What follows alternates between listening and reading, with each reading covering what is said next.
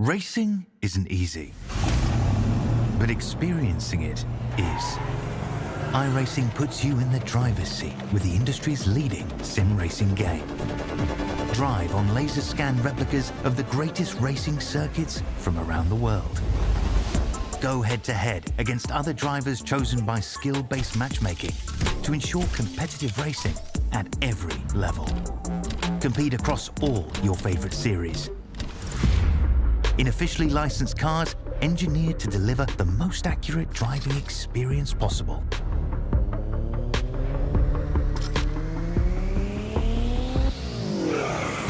Join a race or host your own with players from across the globe. Race against the computer or in a league with friends. Feel the thrill behind the wheel. Visit iRacing.com.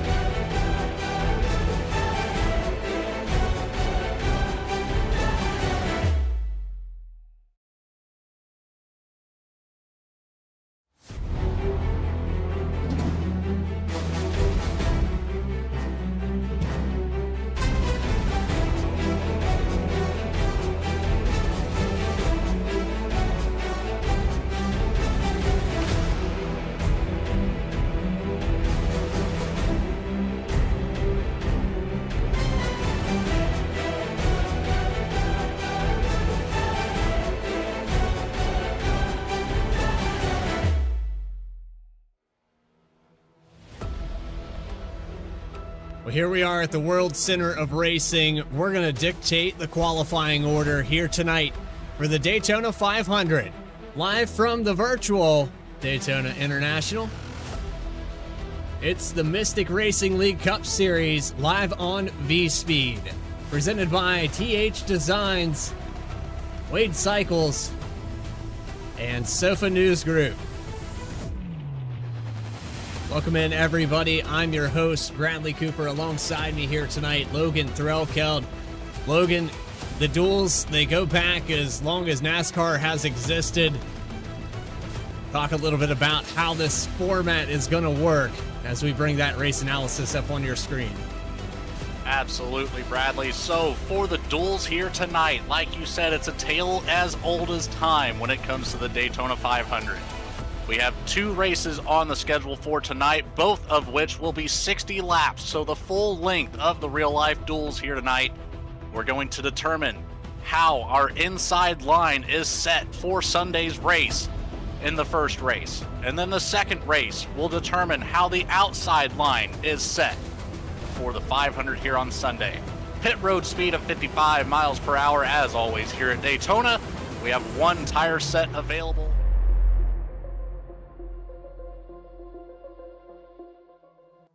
Apologize, a little technical issue on that button press there, but as you were saying, this is going to dictate the inside and the outside.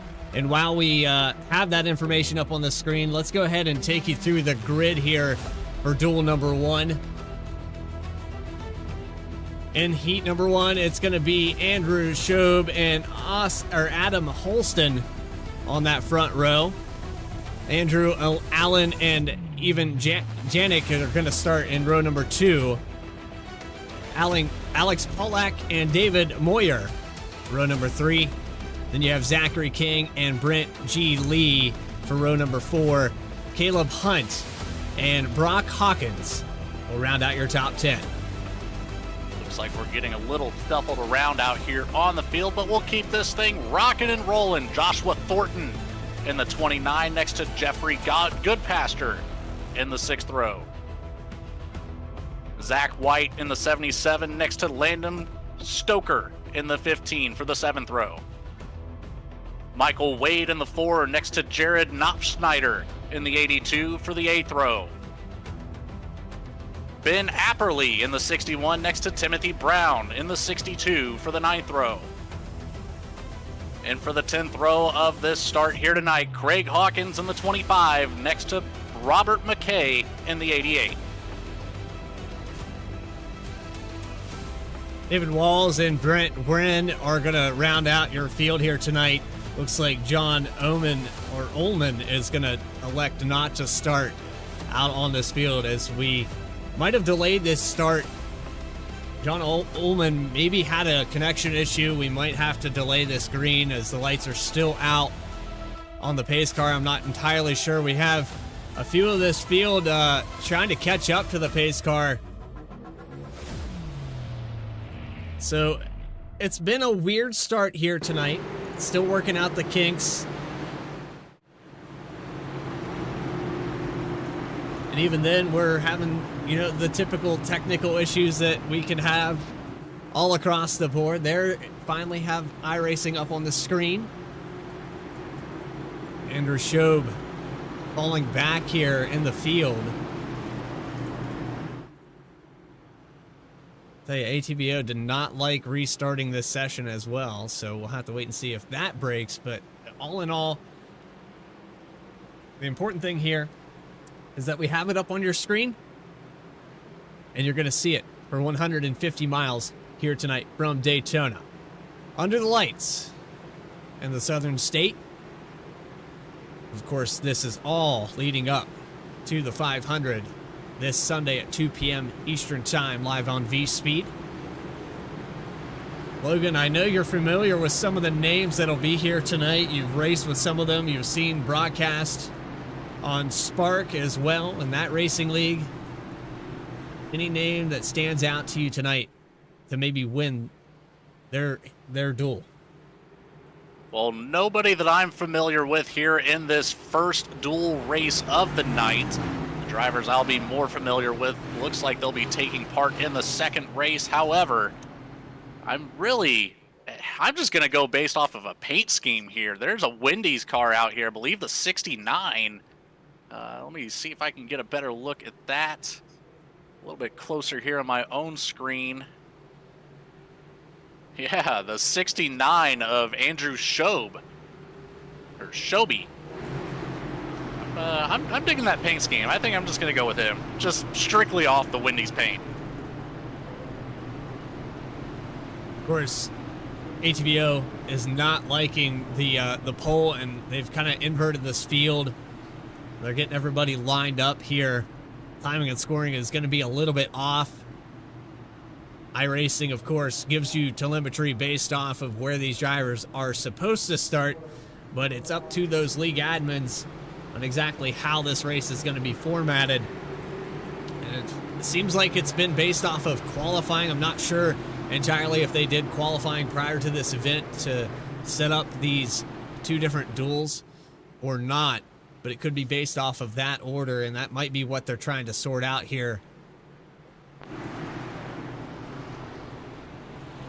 That is how we're set up in the real-life Daytona duels, but things are always different whenever you try to transition such a massive event into a sim racing atmosphere. There's going to be hiccups along the way. It seems like we're pretty well getting to where we need to be.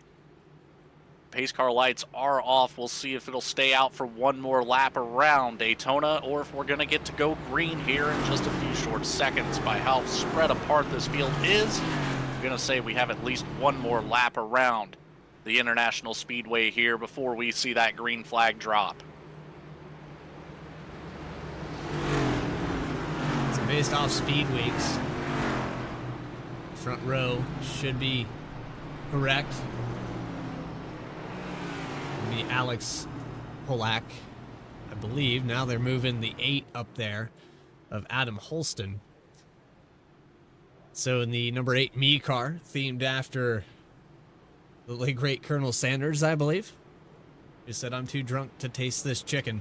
That's kind of how I feel right now as we get this field shuffled around. Try to get everything in the correct order. Pace car is going to continue to stay out. And hopefully, this time by, we should have it sorted. As you said, transferring all of this, trying to get everybody in order. You want to do it as quickly as possible, but you don't want to do it incorrectly. It's one of those, autocorrect doesn't work here in iRacing. It's very easy to get all these drivers mismatched, and sometimes as a driver, you're seeing the information on your screen. iRacing is always going to say, stay behind this car, stay on this line, start on this row. And when you tell it not to do that, typically can result in black flags. So I assume these drivers are all going to have those flags cleared here for the start of this race as well. It's just based off of iRacing's timing and scoring, and iRacing itself for the official series. And Logan, you know this better than anybody. It's very easy to get yourself penalized. Thankfully, we have track admins and race control that can just click a button to get rid of that. I feel like that was a subtle call out to one of my Homestead races there, Bradley. That was a slick one you pulled on me there. It looks like we're starting to get stacked back up here, a little bit tighter than before. Maybe green flag conditions coming through turns 3 and 4 now. We'll see if this iRacing pace car will make its way down that pit lane. A nice shot here to see if it makes that left-hand turn. Speaking of left-hand turns, we're going to do it for 150 miles from Daytona. Here we are, officially, the Mystic Racing League Cup Series. Duel number 1, underway from Daytona.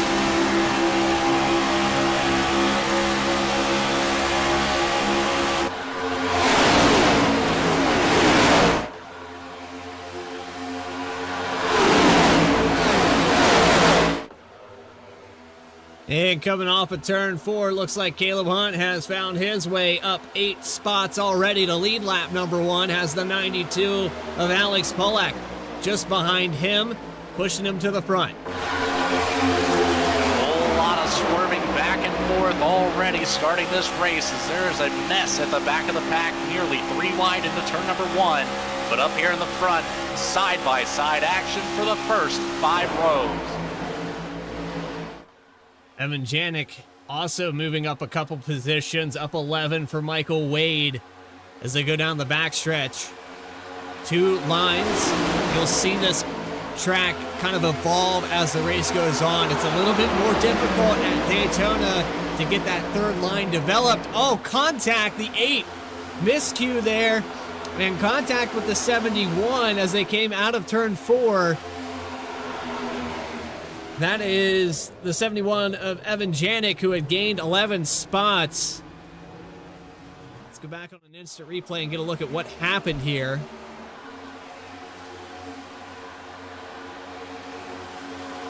We'll be coming out of turn 4, and it looked like the 8 maybe,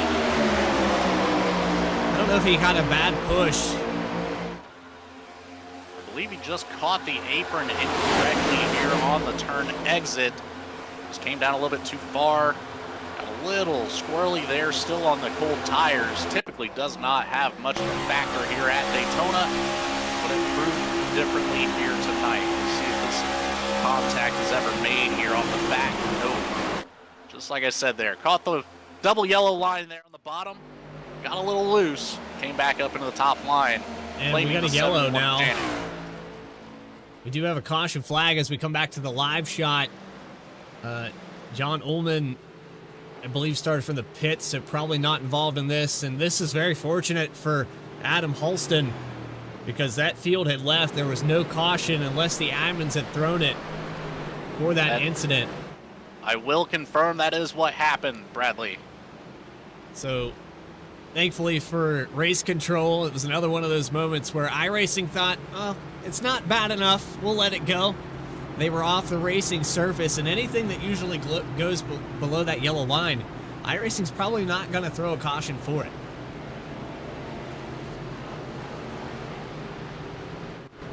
Michael Wade up 12 positions, up 16. This car, notorious for getting a big run, but it's where you take that.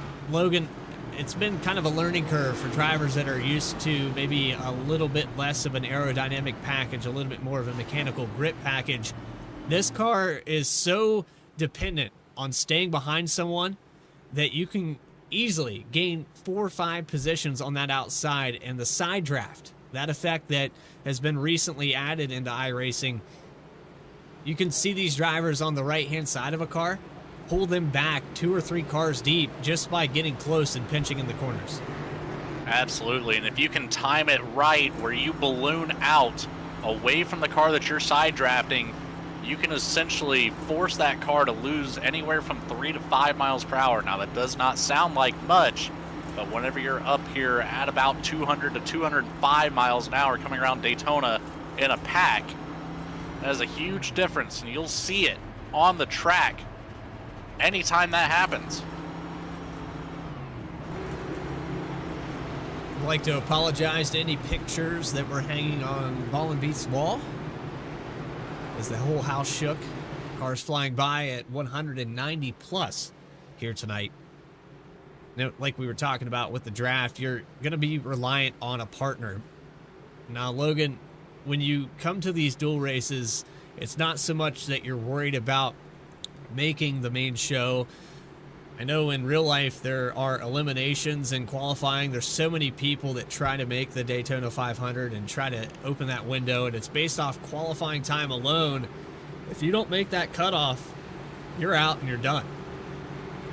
That you are, but here you are safe. So it's all about getting a good position to start the race on Sunday. That way you can stay away from all the hectic mess that a Daytona 500 can be. 9 times out of 10, you're going to have some sort of contact with somebody throughout the entirety of 500 miles. You want to make sure that you can start as far ahead as possible and just stay away from it for as long as possible. That's what tonight is all about, Bradley. So 5 laps about to be completed. Lights should go out on the iRacing pace car, and we will get back racing on lap number 7. 78 of Caleb Hunt, Alex Polak, Michael Wade, Andrew Schob, and David Wallace for your top 10, or top 5 rather. Might as well run through the top 10 if you're going to mention it now. So in 6th and 7th, we have Jeffrey Goodpaster next to Jared Knopfschneider. David Moyer and Brett Wren in the 8th and 9th position. Zach White and Timothy Brown. I believe I missed a driver there. Still shuffling around here as we get lined up on the pace car, but let's go back to what we were originally discussing about partnerships. You got to have a guy that's willing to work with you the whole time. However, there's an art to bringing these cars to temp, and if you're stuck behind somebody on that inside line, and you'll see it later in this race where you just don't have a choice but to be stuck behind someone, there's an art to letting this car breathe in the corners, offsetting the nose just to get some air on it, and continuing to push down these straightaways. It's so hectic. It looks like organized chaos at times down this back straightaway, but these drivers aren't weaving back and forth from lack of talent. They're trying to cool these cars down. Yeah, the finer art, like you mentioned, is all about getting about a third of the nose out from the back bumper of the car in front of you. That way you're maximizing the speed and the airflow through the radiators, so you do not have an overheating situation, and at the same time, you're not allowing the cars behind to make up a whole lot of ground, if you've got some distance, that's where you have to draw that line, anywhere from a quarter of that front nose to about a third of it. You don't quite want to get to a half. That's when you'll start seeing some speed loss. Caleb Hunt, Michael Wade, the command cars for this front row. Pace car out of the way. Let's go back green for the second time into that restart zone. Back underway, duel number 1.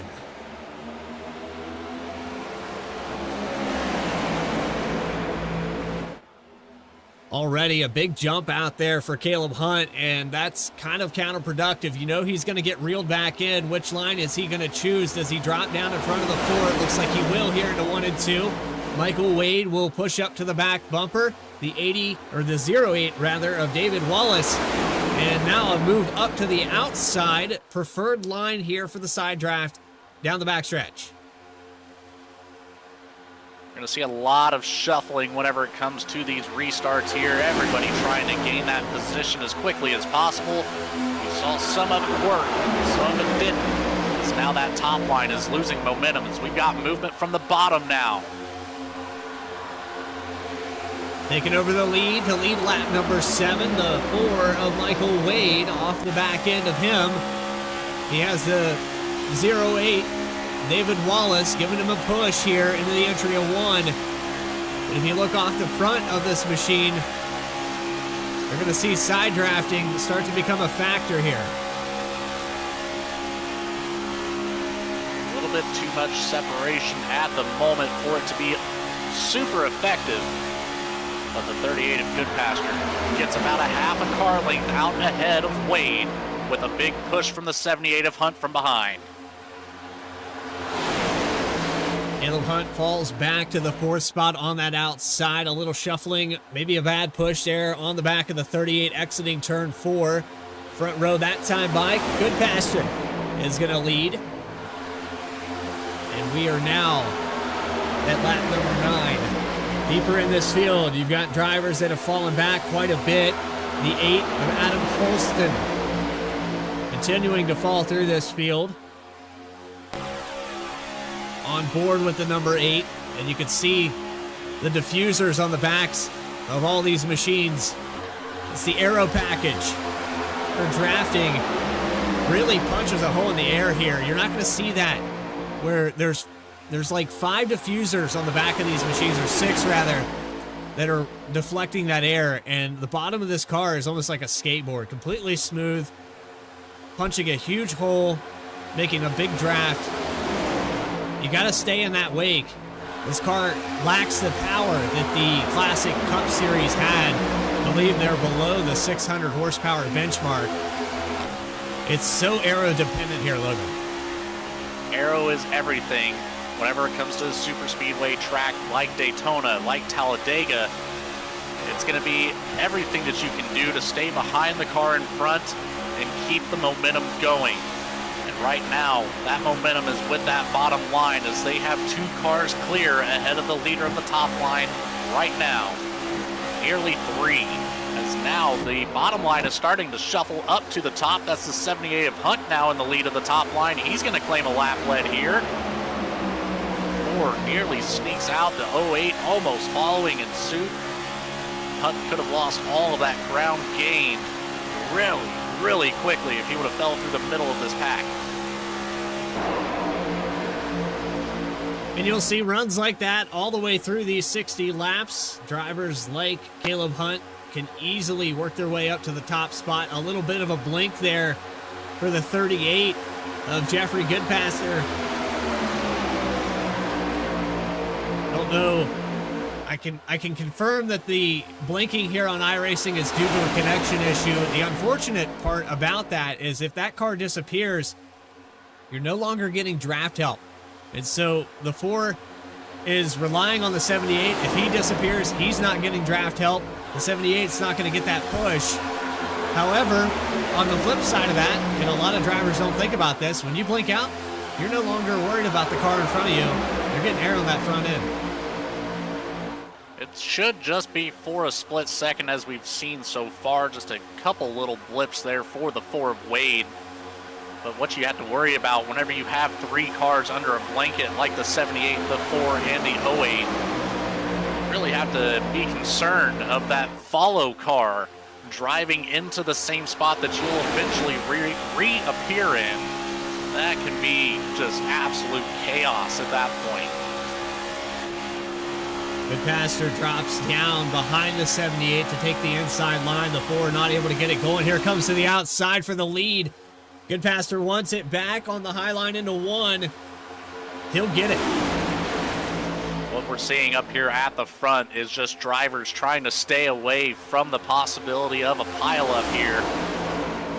We're not in a points chase situation, so none of these lead laps matter like they will in the regular season for the bonus points going into the playoffs. As mentioned before, tonight is all about your starting position for Sunday's race. Riding on board with Andrew Schob as we go to the outside. A little bit of a hiccup there. I believe that was the 81 of Britt Lee. Got a little loose coming out of turn 4, and everyone backs off at the back end of that 81. The 88 behind him had to check up. We got cars in the wall here. And down the middle in the sucker hole, the 78, just like that, goes from the top 2 spots back to 10th and contact the Wendy's car. They're wrecking down the backstretch. 81 is around. This is going to bring out a yellow. It's a big pile up there right in the middle of it. We just mentioned that. The 78 was up there in the front trying to avoid as much of it as he could, but eventually Caleb Hunt fell to the grasp of that middle line that just you're never going to get any sort of help in. Bounces off the 69, the 51 gains some momentum and accidentally gets into that left rear quarter panel of that Wendy's car. That's kind of what started everything, but ultimately Hunt in the 78 falling as far back as he did with as little momentum as he had just puts everybody in a tough situation. Innocent bystanders collected. The 81 gets spun around. Big avoidance there from the 8 of Holston.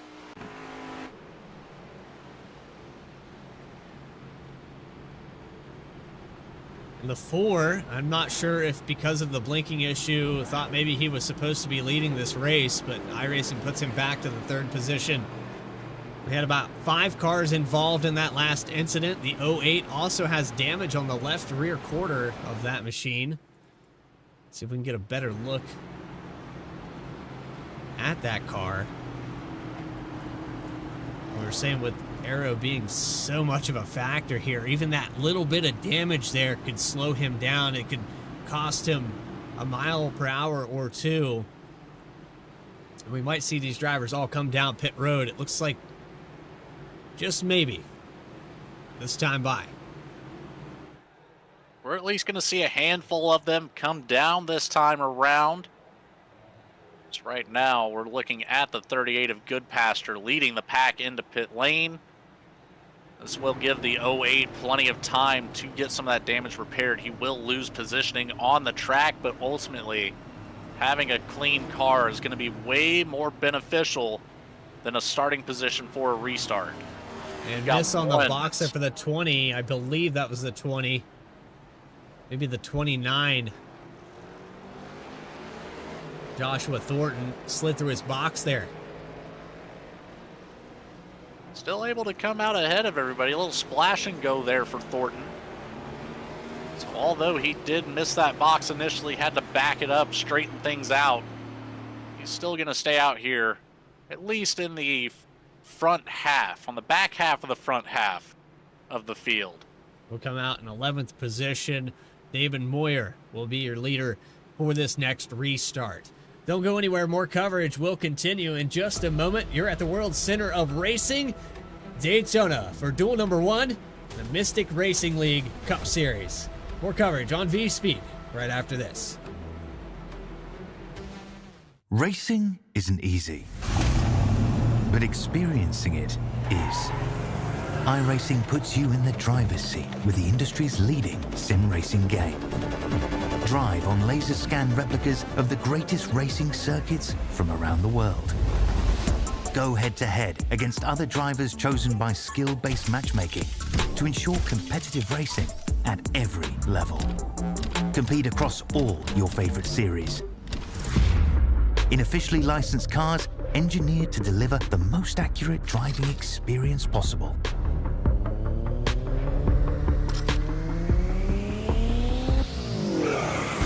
Join a race or host your own with players from across the globe.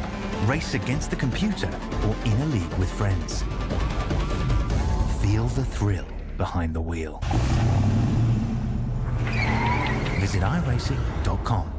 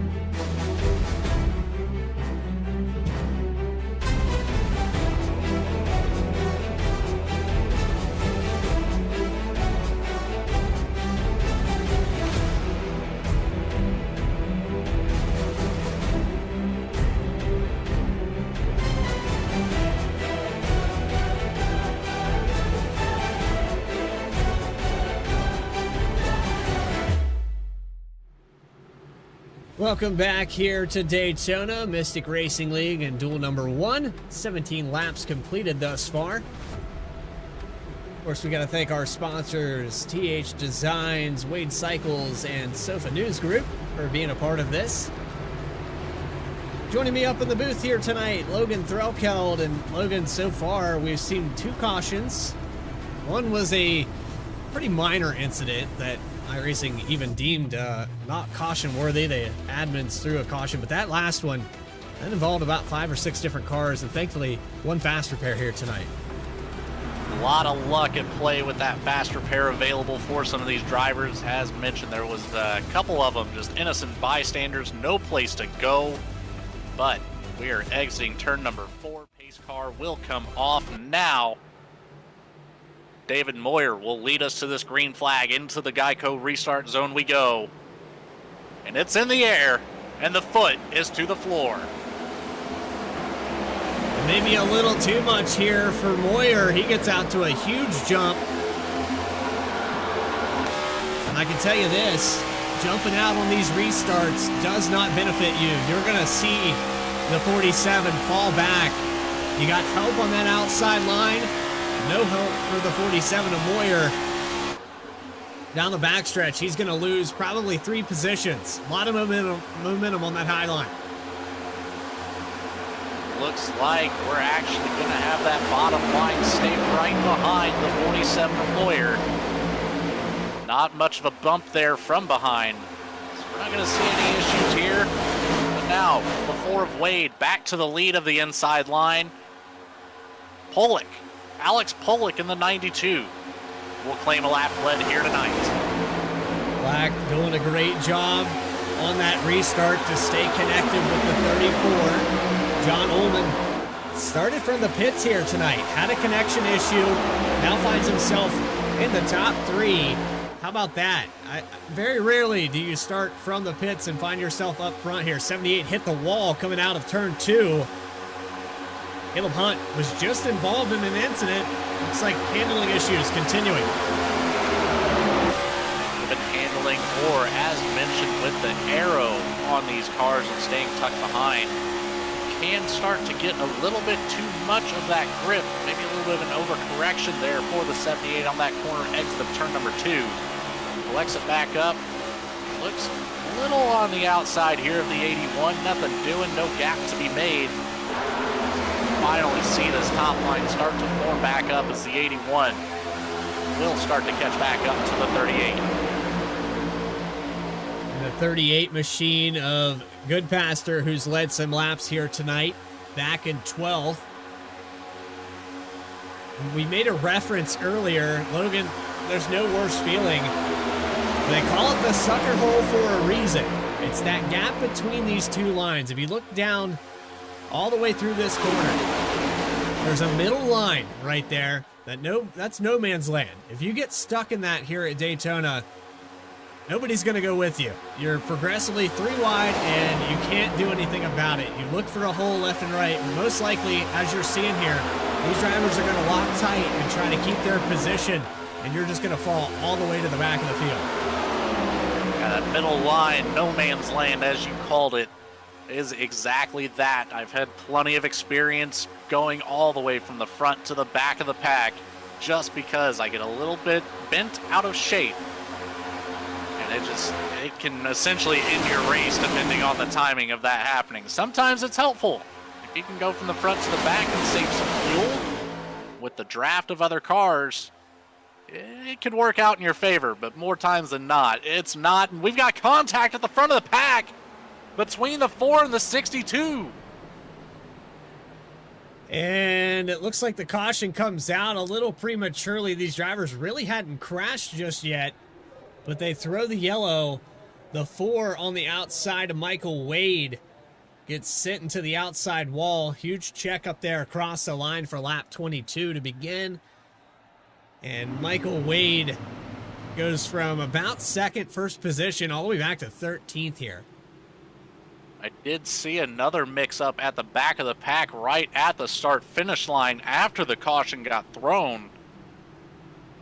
I believe that's going to involve that 24 or the 25. I could not quite tell who it was.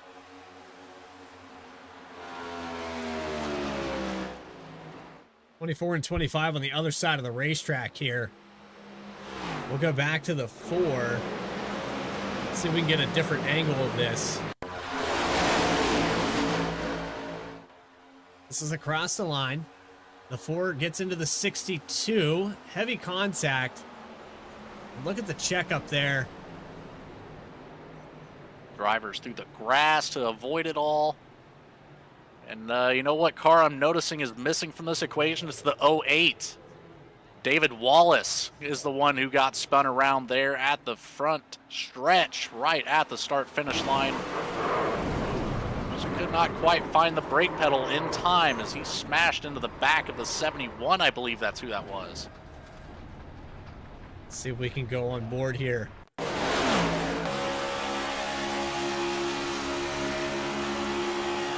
David Wallace on board with the 08. There's just nowhere to go. 31 got a piece of it as well. It's Brock Hawkins.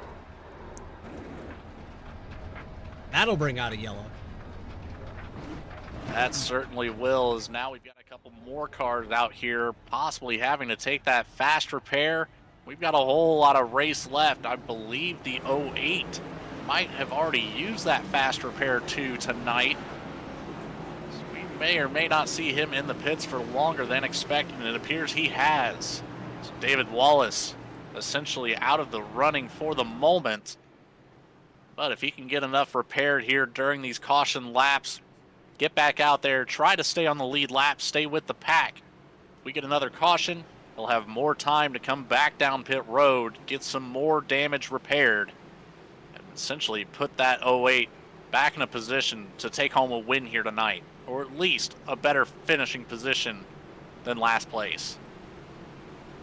Ben Apperly is going to lead them into turn 1 here on this restart. Looks like stayed out there in the 24 of Brett Wren will be right side of the 61.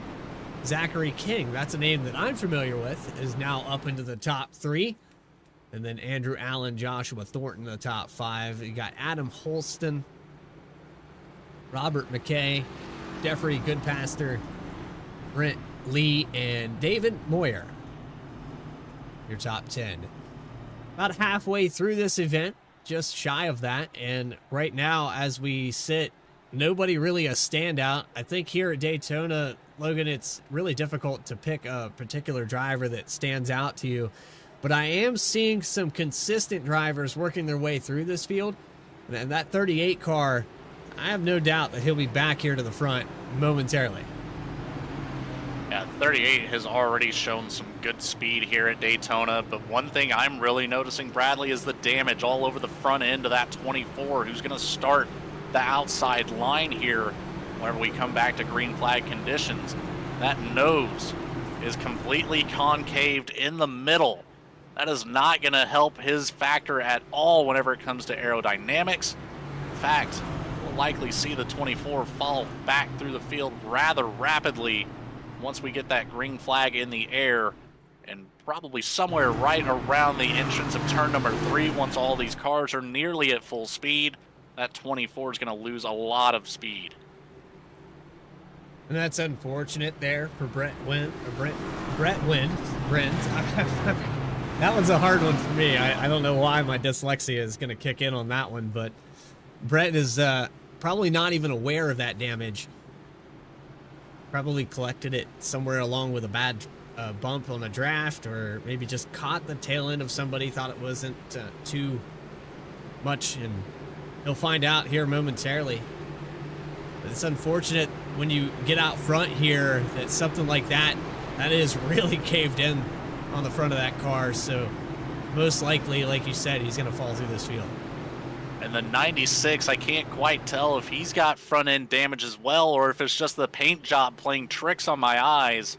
But it looks like the hood there is maybe a little bit crinkled. If we can get a rear shot from the 24, might be able to see that a little bit better. I'm starting to think it is just the paint job there. A little bit of a black spot there right underneath the hood, but the pace car is off, and we're about set for green one more time. Ben Apperly will take the green flag this time, and we're back live racing here at Daytona. Lap 25 and duel number 1, just under that halfway mark. 5 laps left to make it halfway. Again, this duel is going to set up the starting order for the Daytona 500 inside row. To the outside now for Zachary King, taking over the point, 3 cars deep, drops down to the bottom in front of the 61 into turns 3 and 4. That was basically the best case scenario for Wren on that restart for the 51 of King to slide up in front. If you can take that front arrow out of the equation, you can actually stick pretty well with the lead back. And right now, 24 of Wren getting a big push from the 96 of Allen. That's the only thing keeping him up here in the front of this pack at the moment, as well as the assistance of the removal of aerodynamics from the 51 of King. The 24 of Brett Wren with that caved in front end, probably not noticing it as much now that he's behind the 51 of King. Gives him a little push. King gonna play both lines into the entry of 3. That's another art here, is knowing the momentum. Play both lanes here. 61 gonna give him a shot to lead another lap, but here comes the 24. Arrow holding him back here. 96, not enough? Yes, it is. 24 gets a lap lead, even with the damage. King was doing a fantastic job there, controlling both lines, playing that front damage of the 24 into his favor, but now stuck behind the 24. This is not where King wants to be. It is now the 96 of Allen, followed by the 29 of Thornton, are going to start making moves to that bottom line. Contact there at the front row. 3 wide contact. 24's around. And we're sideways again. 24 moved out of line. A lot of shuffling 3 wide. And only 1 car involved in that. It started at the front row, and somehow everyone able to avoid it. I don't know how we had so few cars collected in that. Typically, something that astronomical there at the front of the pack can essentially make Daytona a parking lot at times. A lot of sparks flying off that wall, but you see the 96, and I believe it's the 88, actually the 29 that came down of Joshua Thornton. And I want to say the hole was there. The 24 just came down too late. He's getting a push from the 51. 28 did not have a hole, so I stand corrected on that.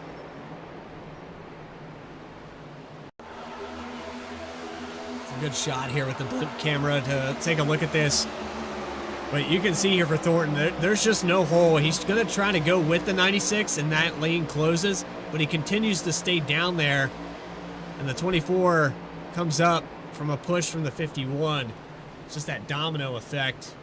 There's always that equal reaction for something that maybe is beyond your control. So in that mix-up, the 38 of Goodpasture collected some damage on that driver door. The 69 of Shobe also collected some damage there. Shobe has already used his fast repair for the night, so he'll have to take some time in the pits to get that car back up to full spec. And the 38 has not used that fast repair here tonight. The 4, I could find him, has already used his, so Michael Wade in a tough position now. Got to make it last. I mean, survival, that's probably 75% of this race is just surviving the carnage and keeping this car on the racetrack. Then the other 25% is kind of divided amongst, you know, luck and skill, being at the right place at the right time to try to get this up on the front row. Andrew Allen will be the command car when we come back. Don't go anywhere.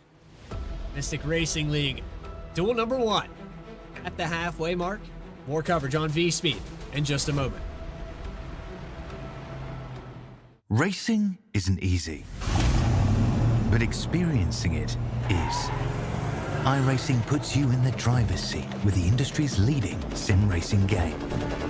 Drive on laser scan replicas of the greatest racing circuits from around the world. Go head-to-head against other drivers chosen by skill-based matchmaking to ensure competitive racing at every level. Compete across all your favorite series. In officially licensed cars, engineered to deliver the most accurate driving experience possible.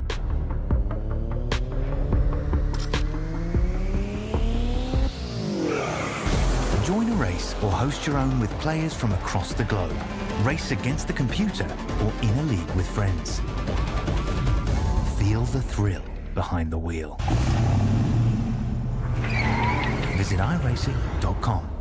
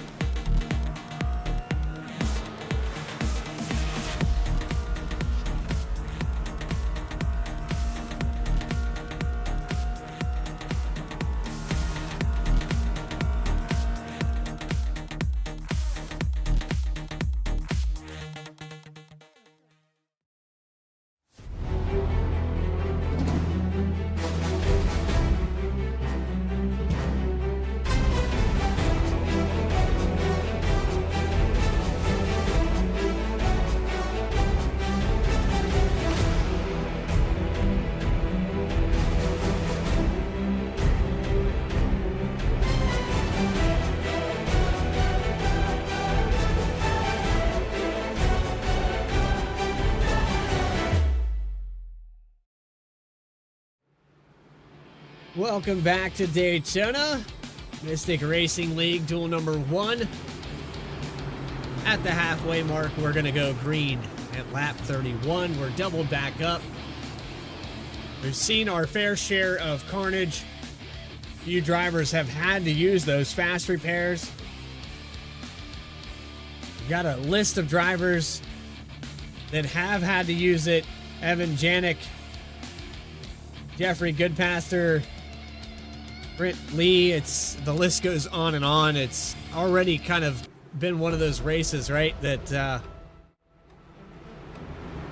well, you could factor in that maybe preseason jitters are still a thing here, Logan. These guys still getting used to racing with each other. That would definitely play a big part in this. I would have no doubt about that, but ultimately, we're lucky to be here on the iRacing service where we have unlimited cars for a race weekend. Otherwise, we'd see a couple of these drivers out of the Daytona 500. We're still out here turning laps around in this first duel race of the night. Still one more to come later on after this one's finished up to set that outside line for Sunday's race. It's shaping up to be a hectic night all the way around, determining who's going to be where whenever it comes to Sunday. Of course, that 500 at 2 p.m. Eastern Time, live here on Vspeed. Go ahead and hit that subscribe button. You'll never miss a single race, as we'll have flag-to-flag coverage all season long of the Mystic Cup Series. Andrew Allen, Adam Holston, the front row. 51 of Zachary King, and the 29 of Joshua Thornton, who was just a part of that last incident, will be row number 2. Though right now, as it sits, so still trying to decide that inside row. No standouts here for that front. A lot of opportunities, as we've already seen, are 4 cautions and 13 lead changes. It's going to be rather difficult, and it's a war of attrition here tonight. Seems like whoever burned that fast repair is probably going to dial back the intensity a little bit, but everyone up here, with the exception of, I believe it was Knopfschneider, has not used their fast repair. So I think the racing is still going to be a little chaotic up front. As it should be with a race at Daytona. You know, it's few and far between where you see a chill race at a super speedway. Right now, as it was just up on screen, 4 cautions, 13 lead changes so far. It's been nothing short of a battle at the front of the pack already here in the first half of the race. So a lot of drivers in race chats throughout this Discord. Maybe an opportunity to pull some of them in here momentarily. But green flag back underway at Daytona. Duel number 1 past the halfway mark.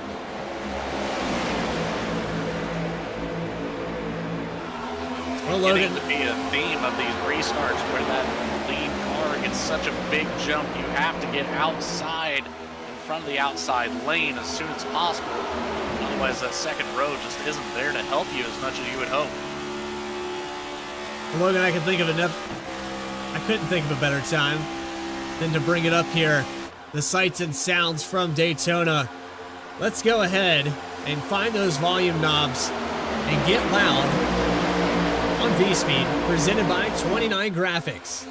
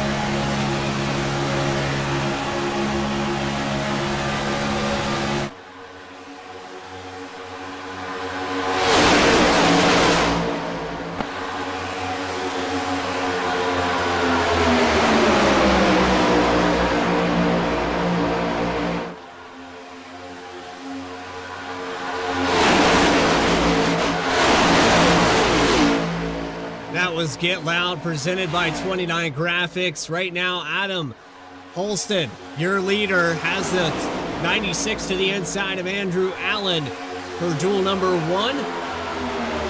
Big contact in the back of the pack here coming across that tri-oval. The 47's around, a little bit of contact there from the 38. We had about 4 or 5 cars get stacked up back here at the back of the pack once more. Good passer involved. The 47 of Moyer, Zach White as well. Let's see if we can go back and figure out exactly what happened.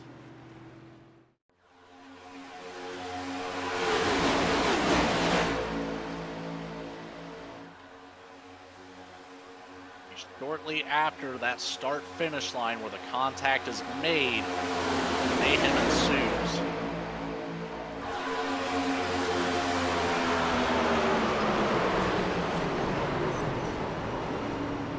Not sure if that was the 81. Yeah, it was the 81 of Robert McKay.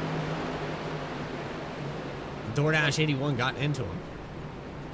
2 cars going for the same spot there, and not enough real estate on the track as the 81 came down from that high line. Just was not clear of the 47. Putting a lot of damage on both of those cars. And some would say this is a DoorDash into the 47 here.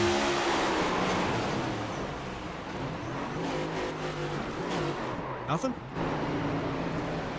Well, I actually had to mute myself because you made me laugh. I did not want that to come through the broadcast as much. A little bit of hang time there for the 81 as well. That was a good one, yeah.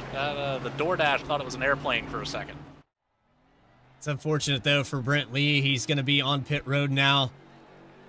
Looks like he's already burned that fast repair, and now heavy damage. Looks like that right front steering is completely busted, and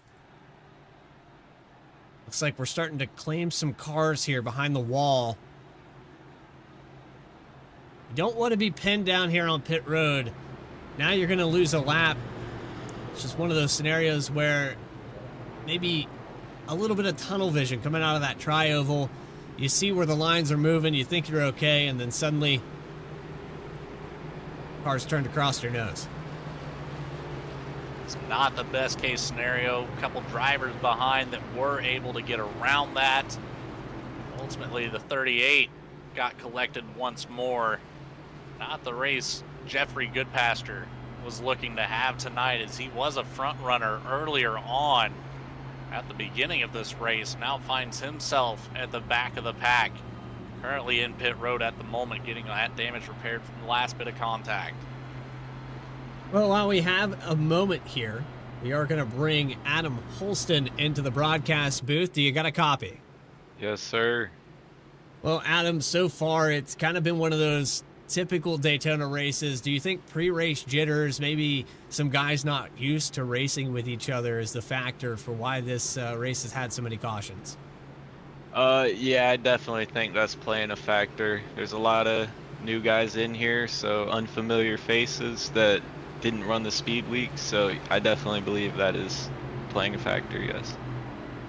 Well, you're inspired here by Talladega Nights in the number 8B machine. I know we're at Daytona, but a similar racetrack. Is it going to be one of those across the line you're going to get out and jog across there? If it comes down to it, I might have to, yes. That's definitely in the playbook. Well, I want to go fast on the back of that machine. You are going fast. You will be the command car. Anybody you want to shout out while we have you in the booth? Yeah, I'll shout out my man Ricky LaFleur out there in the crowd, man, and shout out my sponsor, me. Well played. Well done. We'll get you back up there in race chat too, and good luck. Maybe we'll talk to you post-session. All right, thank you, sir. It's Adam Holston in the number 8. Getting ready to lead them into turn 1. We're sitting right about 20 laps to go. Logan, I know that this race has been kind of up and down. It's had its moments. Maybe, just maybe, can see this green flag run all the way to the end. You know, for the sanity of these drivers out here tonight, you have to think that a lot of them are hoping for that. Daytona can put on some fantastic racing under green flag conditions. Unfortunately, not a very long run so far in this first duel race. we'll see if they can pull it together here, as we'll come green with right at 22, I believe, laps to go, as we'll start lap 39. Of course, if you're just joining us, this is the preliminary to the Daytona 500. You can catch that Sunday at 2 p.m. Eastern Time here on Vspeed. Go ahead and click that subscribe button so that way you'll get those alerts and the notification that that race is ready to go. I mean, it's NASCAR season. February, notorious. I'm ready to go. I'm excited for the regular season Cup Series. I'm excited here for Mystic and their Cup Series. Flag to flag all season long, following that schedule.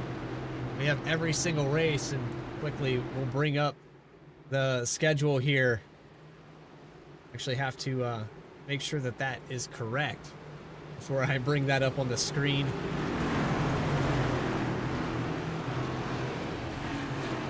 There we go. That's going to be the correct one here tonight, but that's all the way through the season, all the way to October 10th. Sunday races live between 2 and we have 6 o'clock p.m. Eastern Time that will be going for the Coke 600 and all those races on Vspeed. Green flag back underway from Daytona, and the 8 into turn 1.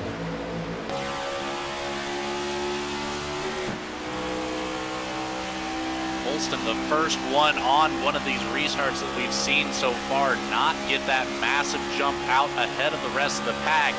And look how well it's working. 4 cars clear on that bottom line from the top line. The 51 struggling now to keep up with the top 4. King got out a little too far ahead of the 34, and they still haven't got it going. Everyone diving to the inside, seeing that outside line, didn't get it organized. Caleb Hunt back on offense now. He has the 4 of Michael Wade giving him a shove as they come around for lap 40. Ford keeps poking that nose to the outside of the 78. Came across a tri-oval there. Thought he was going to try to put the 78 of Hunt through that no man's land. Watch that fast pro just fall through the field. Right now, I don't think he has a choice. If he wants to get up here to the front, he's going to have to push. He'll continue to work the back end of Caleb Hunt. But Adam Holston, with that amazing restart, heads up there with Andrew Allen as well. He did a phenomenal job of staying glued to that bumper on this restart. It's the best one we've seen so far from those top drivers on the restart.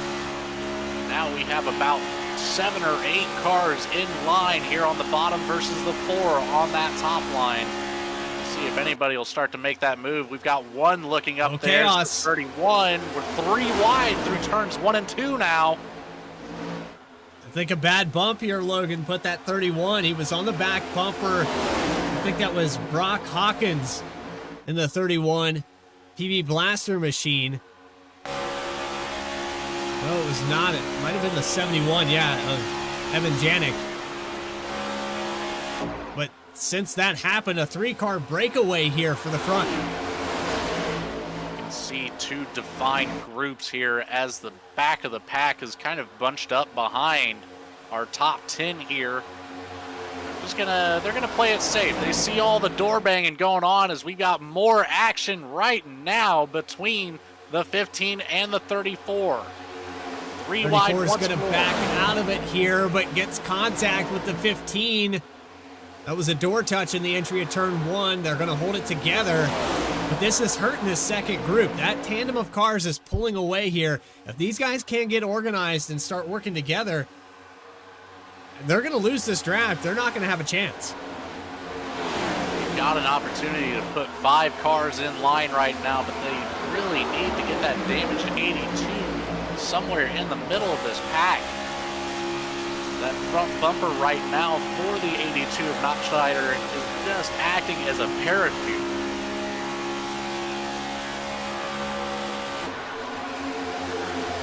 A shove there from the 92 of Alex Polak, trying to get that 82 of Jared Knopfschneider up to speed. Finally single file out, but We talked about how detrimental it was. There's single file up here at the front, 5 cars deep until the 4 steps out here. Michael Wade and the 78 trying to go with them. Maybe an opportunity. I don't think it's going to work with just 2 cars. He might have enough momentum out of turn number 4 to get around the 71 of Janik. Oh, we had a car on the wall back here. In the middle, 3 wide. 34 Nearly with the 4 damage. wide. 29 down on the apron, gets sent down there. Joshua Thornton, bad luck again. Not in a bad position here. If he can catch the draft and get back up to speed, he hasn't lost much. Looks like he's going to be able to do so as long as that 77 stays to the outside. No, he's going to drop down in front and now looks to the outside. There's Andrew Shobe, a driver we were talking about earlier. He was the command car on one of these restarts a minute ago. Your favorite paint scheme on the 69. Just not good luck for a lot of these drivers tonight. You can see that tandem of cars, 5 cars deep, working out ahead of them. And it's got to be frustrating if you're stuck back here 17th position and these guys in front of you aren't working together to get back up to them. Yeah, it's just a struggle that you have to deal with here at Daytona. You know, although you might not be separated into teams in the duels, you still have to put together a team effort. That is working up at the front of the pack. It's 5 cars. Hunt at the back. Allen, Janik, Holston, Wade. They have completely ran away. They have almost a full trial of separation from the rest of the field. Well, they can maintain this if they work together, but instead they're jostling around for position. Janik in the 4 of Wade go back and forth. The 78 of Hunt trying to get the 4 to lead, and it just wasn't enough there across the tri-oval. It looks like for the 71 of Janik, a lap led that time by and now has the 8 car of Holston. We talked to a moment ago, pushing him back to the point. Got a chat in the YouTube chat log here. If you ain't first, you're last, Bradley, and it's showing out here tonight for Holston. He wants that top spot here at the end of this 60-lap run.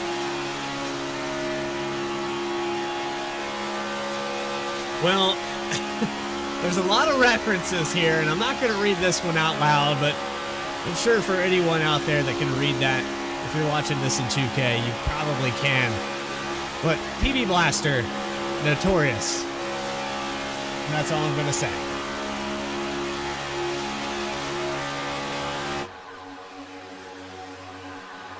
Yeah, I've elected to stay silent on that. Probably for the best. But in other news, Janik now to the lead here. No challenge from the outside line. Holston still right behind and pushing. The 78 of Hunt now has some movement coming around the outside with a push from Wade.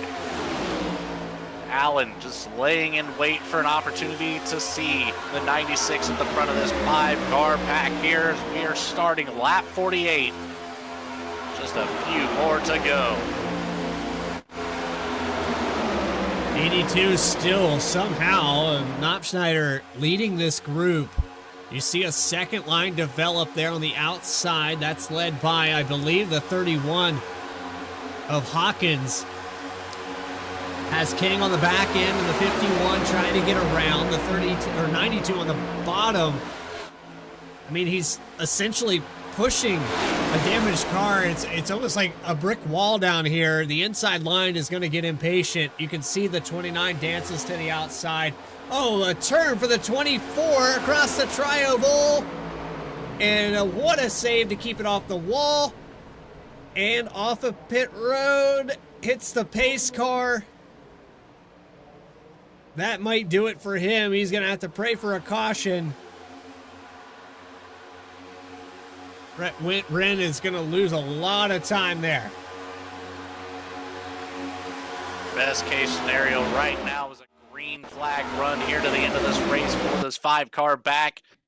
But We need a caution for Rin to get back out here in contention to do anything with this race. Currently sitting in the 21st position, or rather the 20th position. That's the first time I've done that. I went all the way back to the beginning of this session. We were in the daylight when I went back to that. Let's see if we can find out what happened exactly here for the 24. He just gets across the nose. I'm not sure who that was that spun him out. He did a great job of keeping it off the outside wall, but right here, unfortunate. I believe that was the 88 of Robert McKay. So this 5-car breakaway has been impressive. They've been able to maintain this. Maybe listening to the broadcast, I said, if you guys get single file here, you can maintain this gap. They have about 3 seconds over King, who's trying to chase them down. Just try to maintain this as long as you can. You have 10 laps to go here. There's no reason to get antsy. This race is really dictated by those last 2 laps, and I think right now, staying single file is your best bet. It absolutely is. With the lead that they have on the rest of the field, they don't want to chance a yellow flag coming out and stacking everybody back up, giving more drivers a chance at taking home the win as Holston now takes the lead away. And I think the 78 of Caleb Hunt just getting a little hot. He's waiting for these 4 cars to go by. You'll see him instantly drop down here and pull that draft. They lost a little bit of time though. They lost about 0.6 of a second. It's down to 2.5. Last time by. You know, Bradley, by the looks of it to me, I'm going to say Hunt is going to pull the old switcheroo on Holston and hit him with the shake and bake. Slingshot engaged. Have to wait and see how this all shakes out. Kyle Naughton Jr. is not out here in the Old Spice car right now. So I don't know how that's going to work. But I can confirm that the 78 is going to try to the outside again here for the 4th position. Nothing to it just yet. Every time that happens, though, you see on the relative on the left-hand side of your screen, Zachary King and Jeffrey Goodpaster are slowly working their way closer to this pack. And if they get within a second, they're going to start pulling that draft. That might be all she wrote. They might be timing it just for that, to where they get this train to the outside. And if that white flag comes out, it's going to take a pretty dirty block to stop this 51. 38 all over the back bumper of King right now. That is exactly what you want to see. 69 to show if you can put that car right there behind Goodpaster. That's whenever we're going to start seeing that momentum really come into effect. But now that gap grows between 5th and 6th place.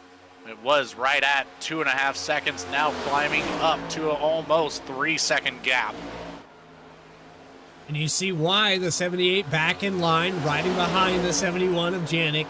So for Caleb Hunt, I think he's evaluated that maybe not the best time. I know that he's probably sizing up this field. Can I get up here? Is anybody going to step out of line and go with me on this run? You're always trying to calculate your next move. Read the crowd, try to figure out what this field is doing. The only thing that you can't calculate is if a caution comes out, and that maybe gets spoken into existence. We're notorious here on Vspeed for making that happen just by saying the words. But right now, it's probably going to take that for that second group to catch up to these top 5. And here's a factor at play now. We're going to have some lap traffic. That's the 24 of Rin just ahead of this lead pack now.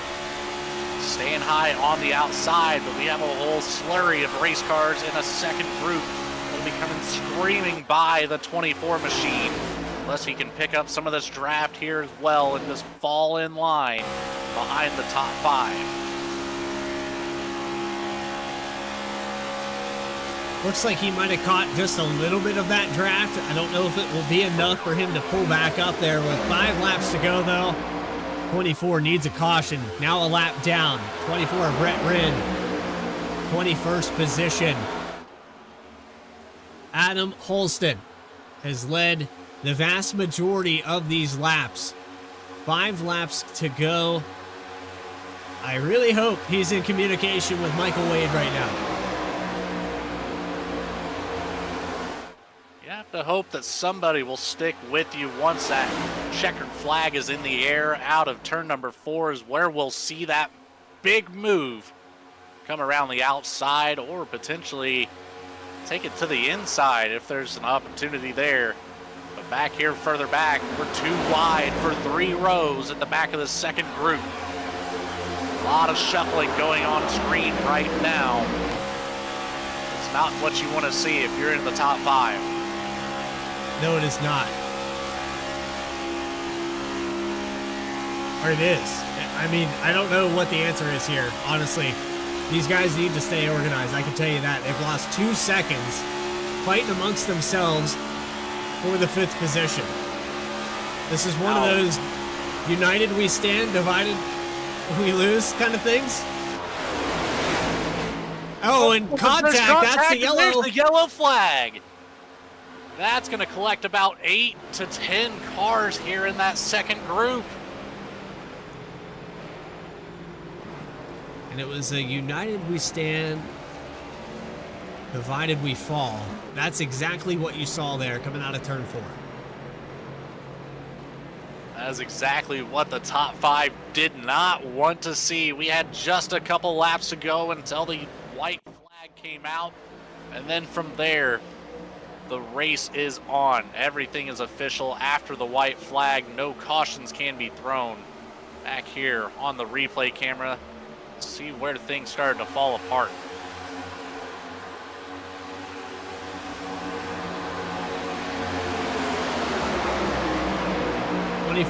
There, I think this might start with the 51 and the 38.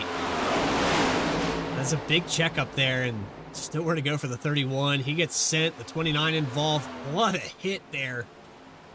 Let's see if I can get a better look at who that was coming out of turn 4. I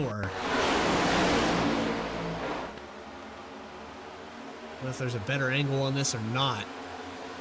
34 gets into him, 29. And who hits the 31 here? Can't quite get the name on that. It's a 62. Timothy Brown. We're going to go on board with him. This is green-white checkered territory, Logan. One of our unlimited ones. We'll see if we can make this first one count. We'll set them back up and try again if another yellow comes out before they come across for that white flag. Well, don't go anywhere. We got more coverage of duel number 1. Green-white checkered attempt here tonight. You're watching Mystic Racing League live on Vspeed. More coverage right after this. Racing isn't easy, but experiencing it is. iRacing puts you in the driver's seat with the industry's leading sim racing game. Drive on laser scan replicas of the greatest racing circuits from around the world. Go head-to-head against other drivers chosen by skill-based matchmaking to ensure competitive racing at every level. Compete across all your favorite series. In officially licensed cars, engineered to deliver the most accurate driving experience possible.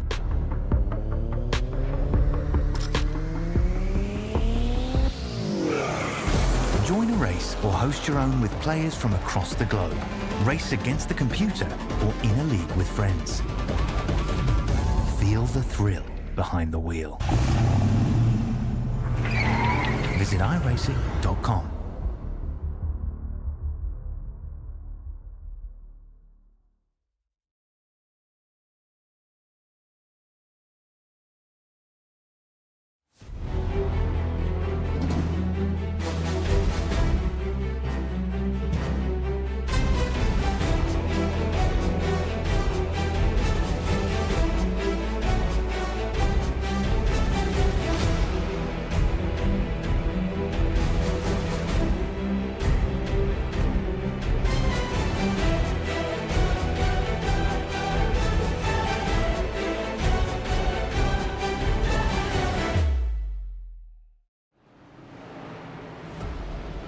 We're back here for the first green-white checkered attempt of the night at the World Center of Racing for Duel Race number 1 of the Mystic Racing League. Pace car lights are off, the drivers are stacked back up. We'll see just how this race will end. As it's been all night, my name is Logan Threlkeld, running our production here for us, Bradley Cooper. Sponsored by THDesigns, Wade Cycles, and Sofa News. Coming out of turn number 2 now. Just about a half track to go before we see the green flag come back out. Watch these drivers attack this first green-white checkered attempt of the night. Again, unlimited green-white checkered attempts here. So if they can't do it this time, we'll stack them back up and try again until we see the checkered flag.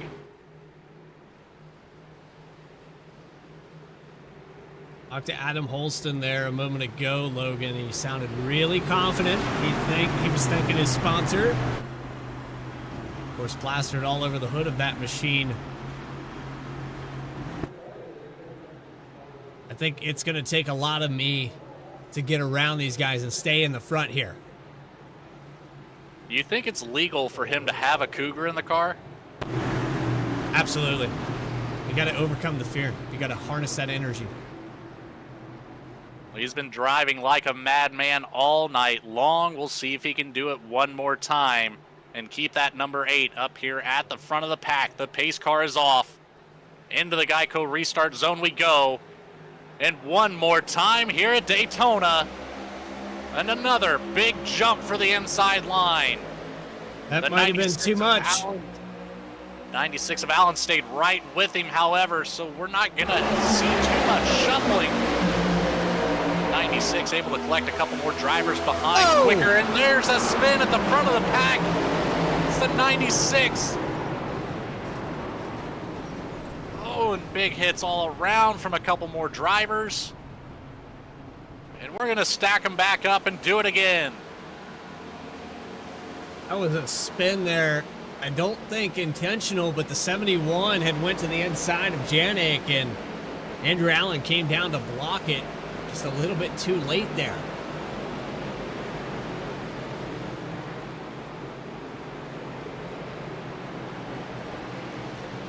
Dialing up the replay.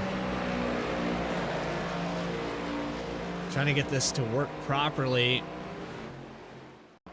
We're going to see to the inside. 71 goes down. 96 tries to stop it.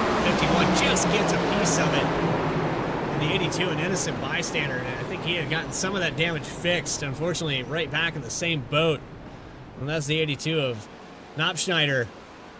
It's going on board with that machine. 92 of Thornton also collected in that there, right at the tail end of it.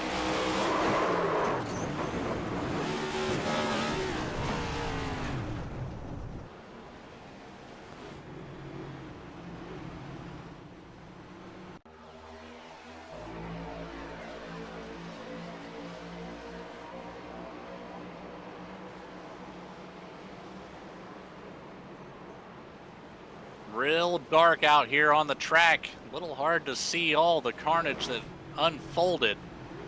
The 82 with heavy damage all over the front end and the pretty much every single panel of that car damaged. Zachary King, who got a piece of that, is still up front here. You can see even on that machine, right-hand side, a little bit banged up. Not entirely sure if he'll have the speed to maintain this lead. But I don't think he cares. I think right now you're making your bed. You're going to lay in it. No reason to come down pit road and give up this track position. If you can survive this, even if he doesn't have the speed to maintain the lead, he can still end up with the top 3. He absolutely can. And just keep in mind, he only has to do it for 2 laps at full speed. We might be able to see that 51 retain this position whenever that checkered flag comes out. luck will be at play for Zachary King. Be a lot of challenge coming from behind. That'll be no doubt whatsoever. But green-white checkered attempt number 2 will be coming at you here shortly.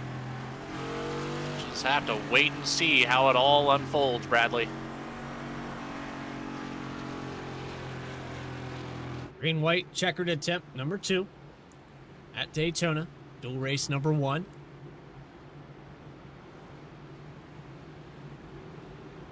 You know, in a worst-case scenario for King here is staying at the front of the pack. Another caution coming out, lessening the field of competition.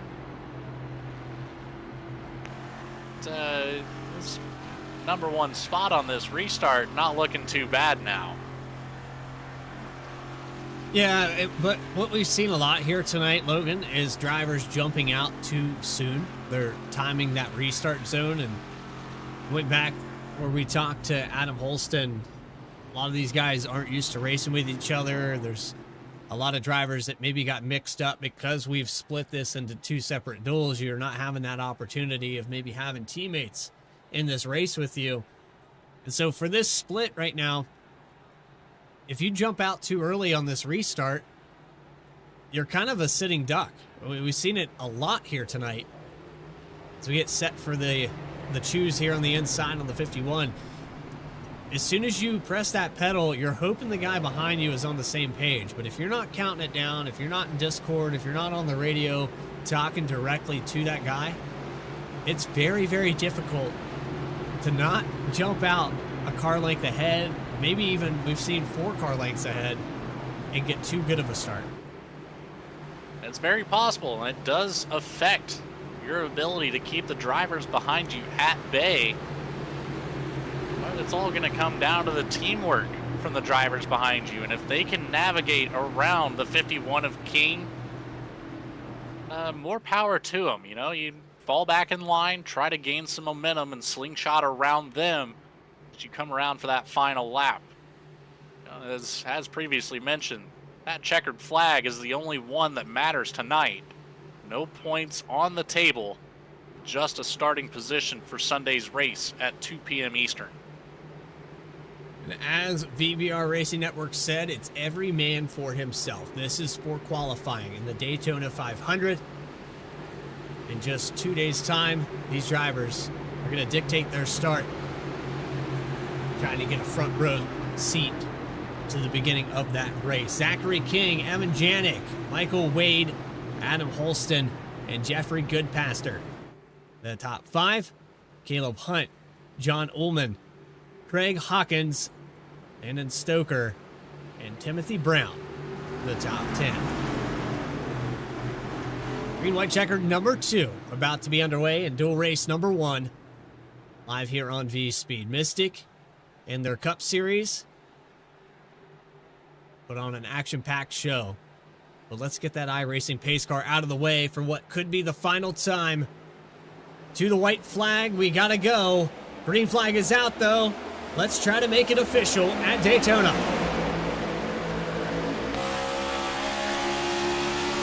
He's gonna have to play both lines here, Logan. A little bit too much of a jump. 71 of Janik saw it, filled the hole for the 4. And to the outside now, the 8 has the momentum with Caleb Hunt on the back bumper.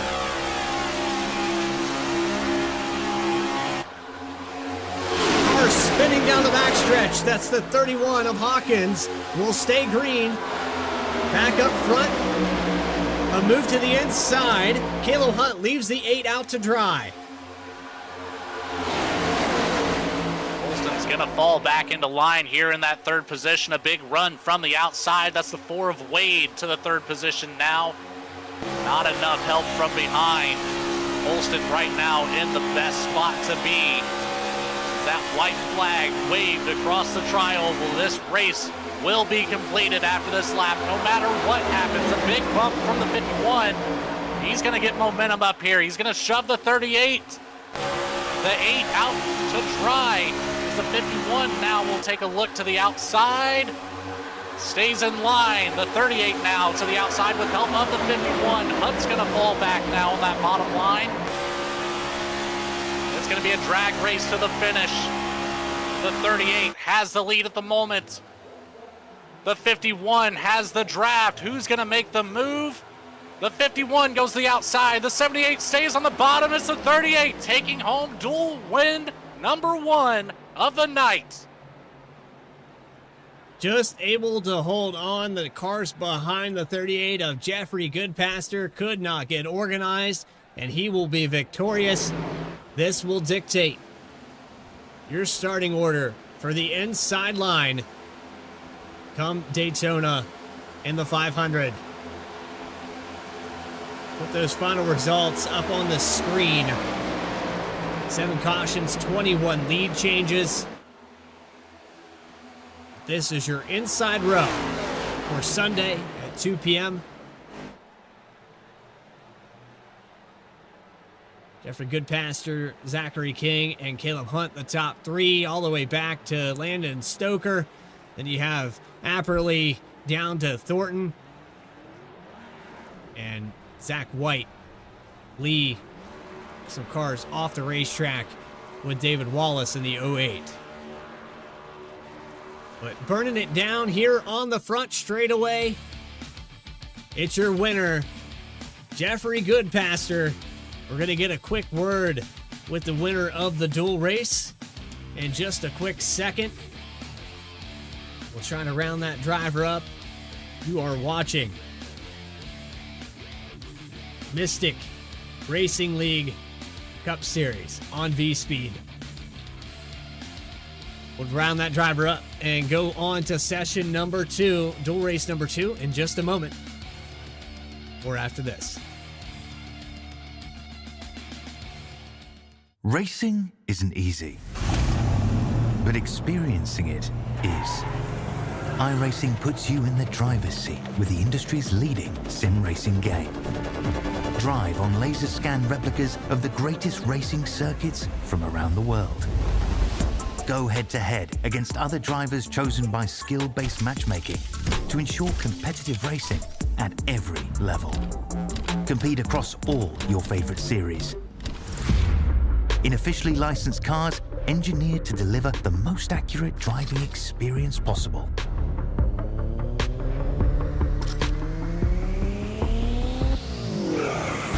Join a race or host your own with players from across the globe. Race against the computer or in a league with friends. Feel the thrill behind the wheel. Visit iRacing.com.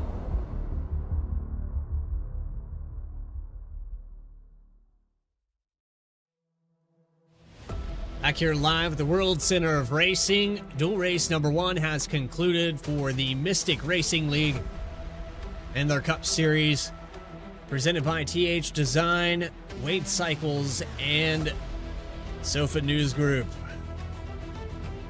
We have those final results up on your screen. We're going to bring them up one more time and go through them in detail. We're going to have to reset back a couple rows here. It was Jeffrey Goodpaster that gets the victory with Zachary King and Caleb Hunt in the top 3. We'll get a word with those drivers in just a moment. And then you go back to Michael Wade and Adam Holston for the top 5. John Ullman, Evan Janik, Alex Polak, Craig Hawkins, and Landon Stoker for your top 10. Bringing up the back half of the field here, we have Ben Apperly taking home the 11th spot, followed by David Moyer, Andrew Allen, Robert McKay, Andrew Schob in the top 15. 16th will go to Timothy Brown, followed by Brock Hawkins, Brett Wren, Jared Knopfschneider, Joshua Thornton, Zachary White will make up the top 20. 3 more cars to talk about. Some of these cars off the racetrack. Zach White in the number 77, Brent Lee in the 22nd position. And then you have David Wallace in the 08. Heavy damage. Had to burn one of those fast repairs. Got damaged again. It will end the field of 23 cars here tonight. But with that, we're going to start with your 3rd place driver. We're going to pull them up one at a time here for post-race interviews. First up here, I have caught up with your third place finisher, and that is the 78 of Caleb Hunt. Well, Caleb, I gotta say that here tonight, it was kind of a turbulent time.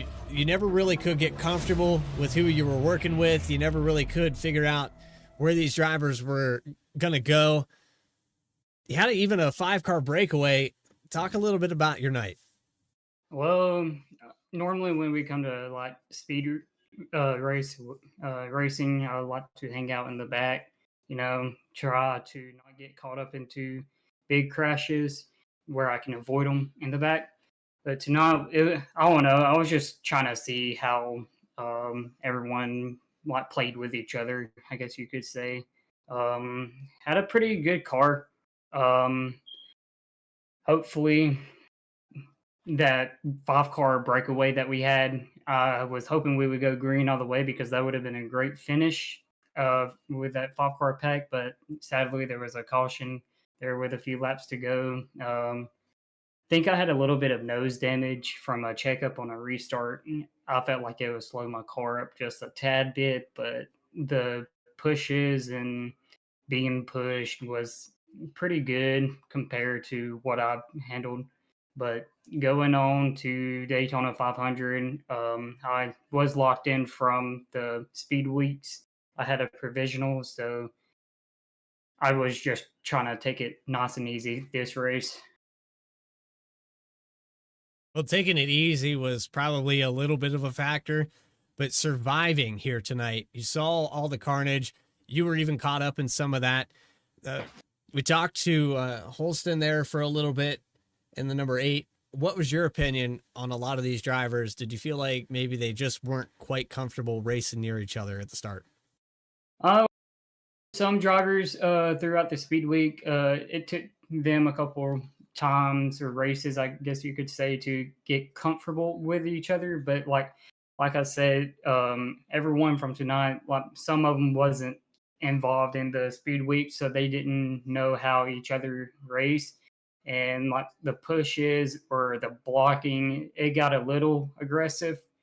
I feel like tonight we could take that into the factor of the 500 and hopefully learn from it from tonight how both duels will go, and let's see how the 500 would play out. Well, we have that in just a couple days' time. But Caleb Hunt, you're in the top 3. You're going to start on that inside row at about the 5th position.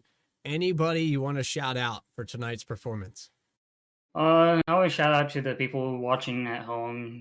My grandmother was watching this as well. I got a couple of buddies that was in this race, like Adam. I know how he races me, and I got a couple more people. I would like to thank Mystic himself for putting this on, and the broadcast team. Y'all did one hell of a job broadcasting this. I would like to appreciate all of y'all. Appreciate you as well. Caleb Hunt, 3rd place here tonight in dual race number 1. Appreciate your time. Yep. And now moving on, looks like Logan Threlkeld has caught up with your 2nd place finisher, Zachary King, in the number 51. I've got Zachary down here on that 2nd step of the podium here tonight. Zachary, we saw you at the front of that restart there. Just could not quite keep the momentum going with the damage that you had on that 51 machine. Brett, walk me down through those last couple of restarts here and tell me what your thought process was coming into that checkered flag. Yeah, all night. It just seemed like nobody, when you were the leader, you had to either go to the top and grab the top lane, or you had to go and hold the bottom. And that's what I learned on the first overtime restart. And what happened there is just hard racing. They were blocking to the bottom. I didn't think I thought I had it cleared, but I guess I got a little bit of net code. But had a little bit of right front damage from hitting the wall. But the car felt great still. We definitely still had speed, as we saw there coming to the checkered. And then coming to the checkered, I pushed Jeffrey by. We were working together before the caution came out with 5 to go. And I was just like, I'm pushing him, and if I don't win, I want him to win, or I want to be second, So when we got by him, I was trying to actually back up to Caleb in the middle of 3 and 4, and when I backed up, he wasn't on me or wasn't going hard. So I was like, I'll just worry on the draft, and worked on the draft, and almost there, just wasn't enough. Well, your plan played out to perfection to put Jeffrey Goodpasture up there on the top podium spot and claiming the second spot for yourself. This puts you in a fantastic position for starting the Daytona 500 this Sunday. How important was it for you to be up here at the front of the pack to start that race? The main thing is, it doesn't matter where you start at Daytona, especially for the 500. It's 200 laps, 500 miles. So like wherever you start is not where you're gonna finish, but it's definitely better to start on the right foot and be up front, instead of having to work your way through the back like I did tonight. But I'm very confident in our car and very confident in my team to put me up front and get us to 500 win. That'd be great. Confidence going into Sunday is going to be ever so important for you, Zachary. Fantastic race here tonight. Is there anybody you'd like to say thanks to for your success here in this P2 finish? Yeah, I'd like to shout out my sponsors, Gilbert Fleets, at Okeechobee, the General, K1 Speed, Blue Jay Creative, and Maddox Graphics. They do a great job of supporting me every week in every league I do, and it's very nice to be able to put them up front and be P2 here tonight. Well, again, congratulations, Zach. We will see you Sunday at 2 p.m. Eastern for the virtual Daytona 500. Thank you, guys. Have a great night. That leaves us with one to go here. And Bradley, I believe you are now standing by with our winner here tonight, Jeffrey Goodpasture. Hello.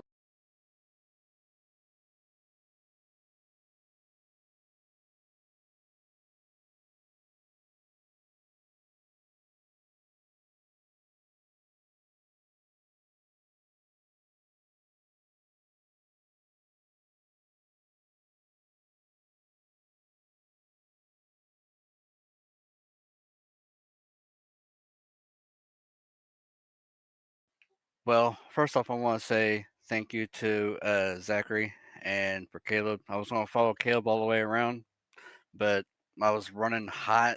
I didn't want to blow it up and cause another mayhem.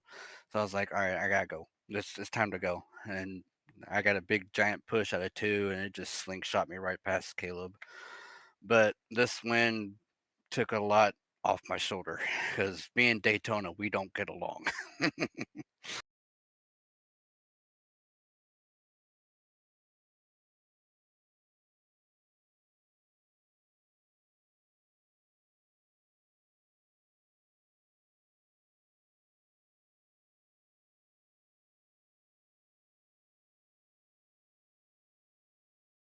Yeah, it's really just the luck of the draw. You really got to just be there at the end. And it's like a crapshoot. 1 minute you can be there, the next minute you're gone.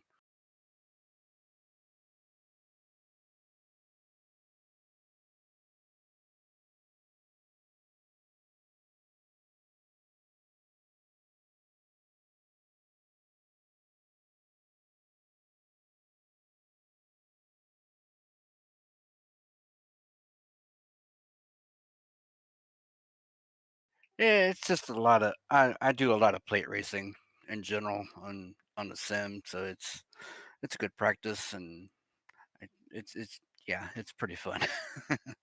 but but yeah, I then tend to try to take it easy. But I was like, all right, let's see what we can do in the first half, and then if we gotta make a pit stop, we'll make a pit stop. But the yellows fell in the favor. Didn't have to do a green flag pit stop, thankfully.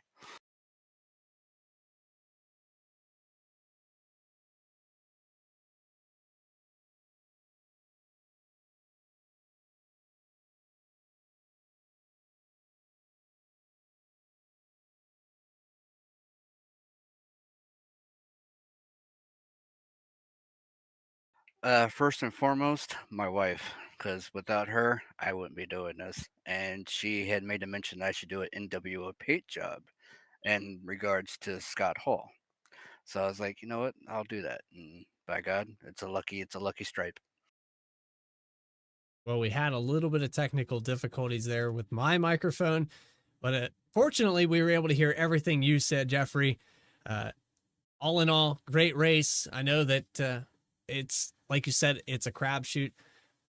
Overall, great race, and hope to see what you have in store for us at Daytona in just 2 days' time. Good luck, man. Thank you, guys. Good broadcast.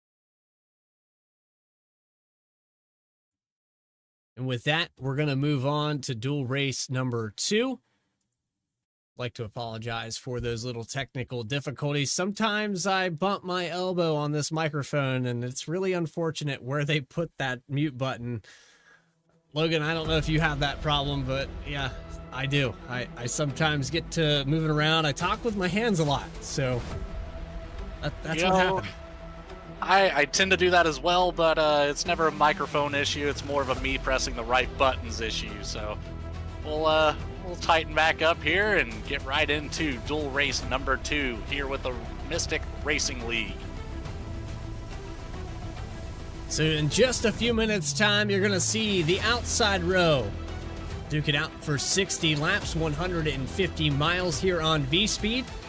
We're going to take a quick break. We'll put you in that loop. See a flyover of Daytona while we wait for this session to go up. But don't go anywhere. More racing coverage continues here on Vspeed right after this.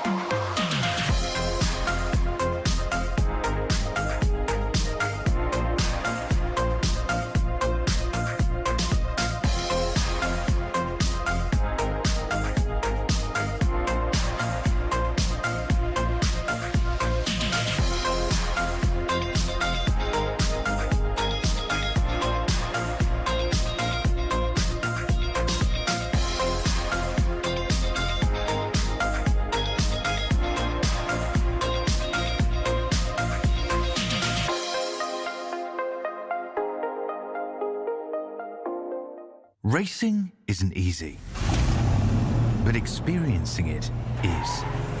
iRacing puts you in the driver's seat with the industry's leading sim racing game. Drive on laser scan replicas of the greatest racing circuits from around the world.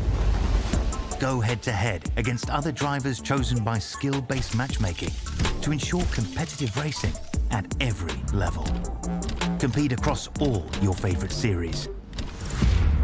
In officially licensed cars, engineered to deliver the most accurate driving experience possible.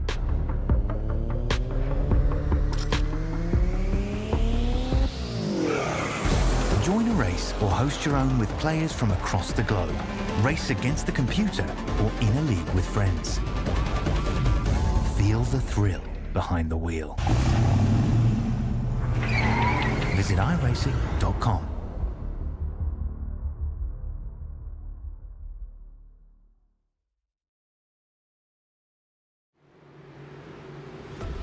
And we're back here live at the World Center of Racing once more for the Daytona Duel Race number 2. So our drivers are now out on the track turning these pace laps to get us to that first green flag drop in the Mystic Racing League. This race is set to put out information as to who is going to be on the outside line and where they're going to be on the outside line coming into Sunday's race. My name is Logan Threlkeld, alongside me just as the last race, still Bradley Cooper running all of our production for us. We are moments away from a green flag drop. Bradley, we had a fantastic finish there for the first duel race of the night. Pace car is off here, and we are set to go into the Geico restart zone. It is, as Daryl Young in the 18 will take the green flag at the first time here for duel race number 2.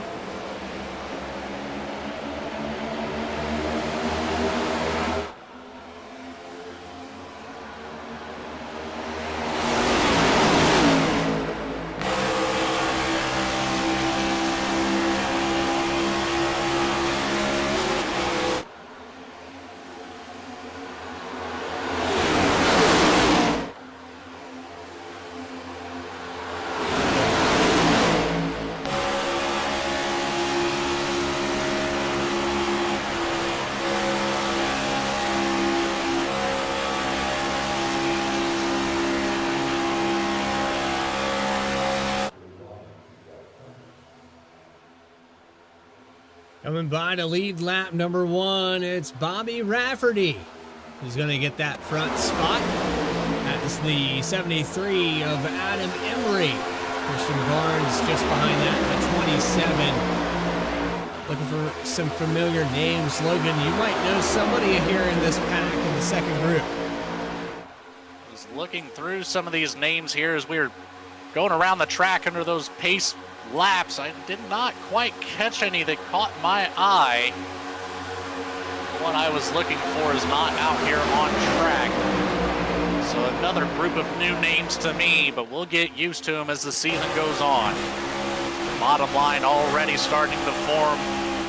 We're nearly single file through the entire field, an entirely different race from what we saw in duel race number 1. As we're 2x2 at the back of the pack, the top line finally starting to gain some traction here. See if we can get any movement up towards the front of the pack from the top and make a challenge for that number 1 position that Rafferty currently holds. It's gotten rather dark down here on the exit of turn 2. The fog and dust out of that exit. You can see here with Bobby Rafferty, though, about 5 car lengths on that outside line. Kind of strange to see, though. Usually that outside is able to side draft and pull these guys back and get some momentum built up. Third line develops again. 18 in the middle. He moves up in front of the 63 of Tony Brennan. It's Daryl Young. That's a name that I've heard before. Side draft and pinch here into 1 and 2. It's like a connection issue on my part. We're going to back out of this session here just a moment. Not quite sure why iRacing kicks me out of sessions with no warning, but we'll get that fixed for you in just a moment. You were watching Missed It Racing League live on Vspeed. More coverage right after this.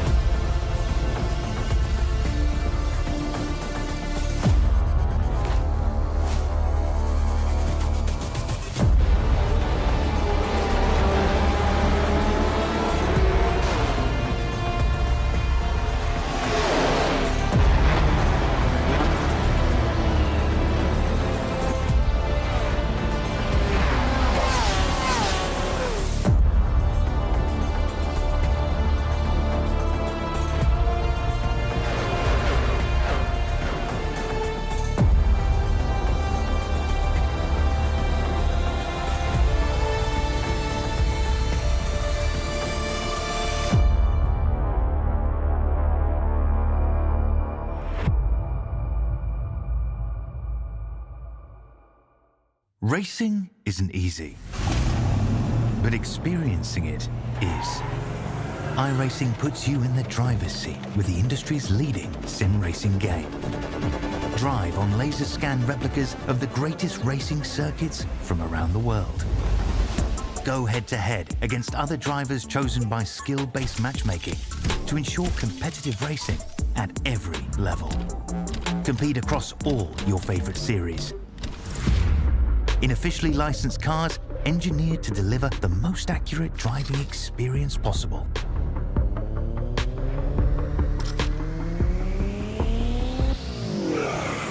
Join a race or host your own with players from across the globe.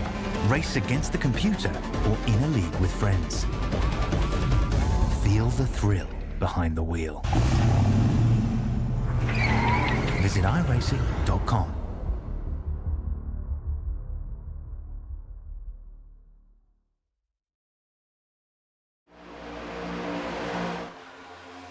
And we're back here live at Daytona. A little bit of a technical issue. iRacing is, ever since their updates, been breaking my software and kicking me out of sessions with zero warning. So I would like to voice that. Maybe they can find a fix for it. Rafferty on the top spot, the 18 of Daryl Young. We've stayed clean and green for about 10 laps. Logan, you were giving me updates. There was a car in the wall there just a moment ago. Brandon Willard is off the racetrack, and I'm not sure if that was the car that has backed out tonight. That was not. Brandon Willard apparently having some technical difficulties of his own with the connection to the iRacing servers. We had some action there on the top line, as now the top line has lost the momentum that they had. The 18 has fallen back to the clutches of the 7 of Rafferty. So we have a 3-car breakaway at the moment here at the front of the pack. Quickly getting reeled back in by Derek Jewett on the bottom in the 45. Look to see, that car looks similar to a car we saw in duel number 1, and I would be able to say that the 4 is a teammate of his.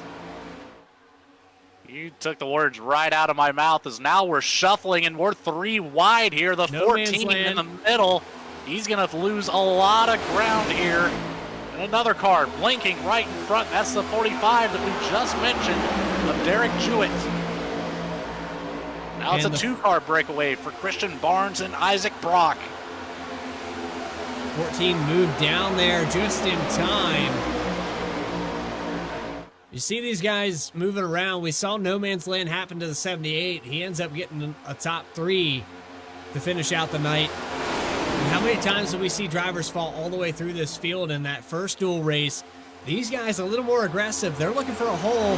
This time for the 18, though, that move isn't going to work. This is more of what we saw in the first dual race. Everyone moving around, making sure that that car falls back.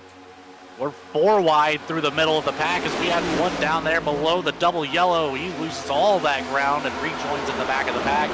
The 18 finally finds a spot on that bottom line to get back into the draft. Immediately moves up to the top line out of turn number 4. And across the line we go as Barnes will claim this lap lead here. Bobby Rafferty says no more of that, makes a charge and takes away the first position for the time being. Rafferty in that number 7 out there on that top line, followed by the 9 of Reggie Kime. 27 down there on the bottom is Christian Barnes, followed by the 21 of Isaac Brock. So I don't know exactly what it is here about this back straightaway, but that entry into turn 2, it almost looks like there's a coal power plant off the exit of that corner. There's a lot of smog, a lot of fog out there. I've seen that in the first session, not quite as bad, but this time around, looks like the clarity of this racetrack, and maybe I get a static shot. You can see that here at Daytona, it's rather smoky. It almost seems as through the offseason we didn't have some of those lights replaced that might have needed it. Not quite bright enough out there tonight to overcome all of that fog, condensation that's out there plaguing our cameras at the moment. But still a lot of movement as now the 63 is on the outside. That's Tony Brennan out there in front of the 7 of Rafferty. Now it's a 4-car pack to lead the group. Much smaller field here by about 6 or 7 cars. Only 16 on the track at the moment with that 10 of Willard off track. Benjamin Gerhardt, he's way back there, 1 lap down at the moment. See, already clean and green so far here tonight for dual race number 2. Again, set up the exact opposite of dual race number 1. At this point, we had already seen our 3rd caution. Yeah, this is a different atmosphere here tonight. And, it's just, I'm sorry. I'm trying to keep myself together. Just go ahead and read the back of that one. You want me to, or are you suggesting to the viewers? I think I'm just suggesting that it's probably best that we don't read it out loud. Well, that one got me. Barnes right now, that back bumper is the exact opposite of what he wants to do. Currently leading this race on the bottom line, and overall at the time being, he's got about a 1.5 car advantage on the 63, but the outside line putting together some momentum here, and Brennan's going to reclaim that number 1 position on the board. No help at the moment from Rafferty as he slots up high to the outside, almost with the wall. They'll lose all of that ground they just made, putting Barnes back in the lead here. Coming across the checkered line to start lap number 16. Max Cost out there shouting out the 63, liking that paint scheme. He almost had the lead that time by. For Tony Brennan, he needs some help. The 7 got a little hot there through the tri-oval, had to back it down, and they fall back about 4 car lengths. Actually going to move out around the 63 and leave him out to dry here on the high line. 3-car pack makes their way around the 63. That'll put Tony Brennan back in the 11th position after that move was made. He's got a couple cars there behind to help out and catch back up. But right now, it's all about the 27 of Barnes and the 21 of Brock working together here. Brock never coming off of that bumper. since we've seen this race go green. We've been at the mercy of technology all night here tonight, from the very start to the microphone issues, iRacing kicking me out of the session. We're at dual race number 2. Logan, I know the night has progressed. We've been at it here for about 2 hours and 20 minutes. This is a much different race than we started out with. These guys know what they're doing. It feels like this is the outside row that might prevail at the start of the 500. At the start of the 500, this outside row is willing to work together as well as they are so far in this second dual race. And I think the fortune favors the bold. If you can put 16 cars in a line and drive your way through the front, that'll be a good outcome for this second group here tonight. 27 of Barnes will hold the top spot, as he has been 9 laps led now out of 18, and maybe that isn't official. Remember, I had to join back into this session. Those lap counts might not be totally correct. I'll have to ask Logan Threlkeld for an official number on that, as he has been in this session since the start. You got Isaac Brock, Derek Jewett, Rafferty, and Darrell Young. Darrell Young has been one of those cars that he definitely fits that mentality, the criteria, as we see a car up in the wall back there on the exit. Well, you kind of saw a car in the wall. You saw the sparks from it. The 18 kind of fits that criteria of rowdy. He's all over the place. He's trying to get around these guys. He's trying any lane, any way he can to get to the front. That's all you can do in one of these dual races. Obviously, you want that better starting position whenever it comes time to race on Sunday. We have a whole lot of race just now starting into the second third of this race. Lap 20 is underway here. Not a whole lot of movement so far, but there's a lot of movement in the front just now. I don't know if you saw that shuffle around there for the top 5 spots, but these guys, a little shake and bake move. I'd like to know where the 8 car is, because that was one heck of an idea from the outside. The 18 is going to go with the 7. That 18 and the 7 have a big gap here. Got that bottom line cleared by a couple car lengths now, but they're going to hold that top line position. That'll be the 9 of Reggie Kime, I apologize. And a big move, wow. Big wiggle for the 14, collects it back up, but he's on that apron. Did he get it back on track? He did. How did he do that?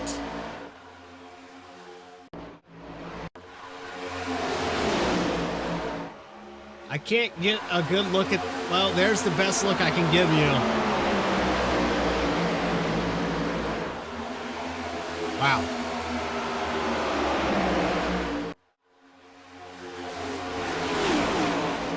Cody Sanderson just drove the wheels off that thing. I don't know if that was a bad push there, exactly what sent him down to the apron. This is a totally different race from what we saw.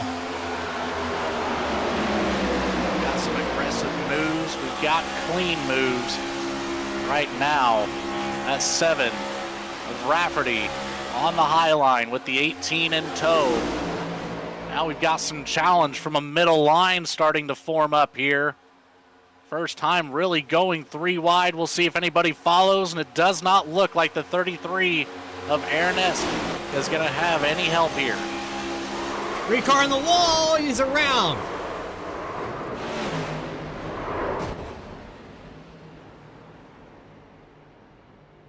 How about that? I went on board with the 3. I saw that third line on the outside. We know here at Daytona the turns are a little bit tighter. He had got up in the wall. The turns are so tight. Not sure exactly who that was in the middle there. Let's go on board again. We're going to see a car move down to the middle, trying to get around. gets to 33.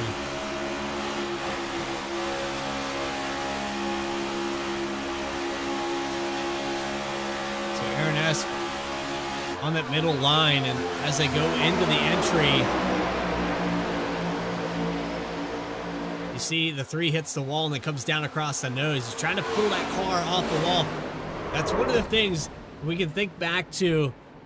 If you go back to the Martinsville race in real life, back a couple years ago, I think it is now. Ross Chastain's move, holding that car along the wall and just flooring it.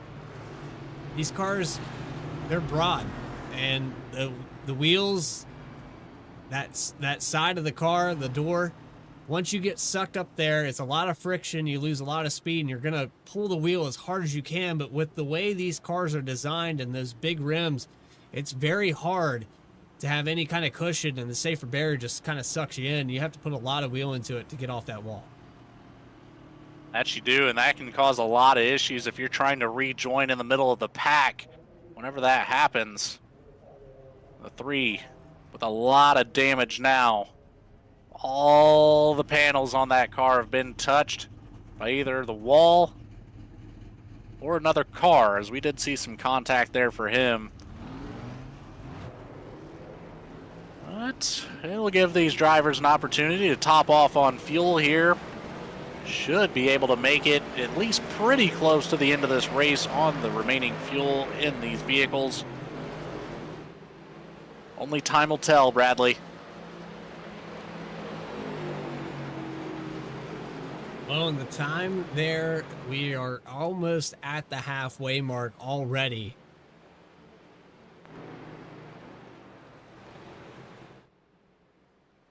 We got a lot of people yelling at you right now in the chat. I don't know if you're aware of that or not. Yeah, there's Christmas is already coming past, guys. I'm no longer in the air delivering presents. I'm not blocking the sun. That's the fog down here in Daytona, Florida. That sea fog.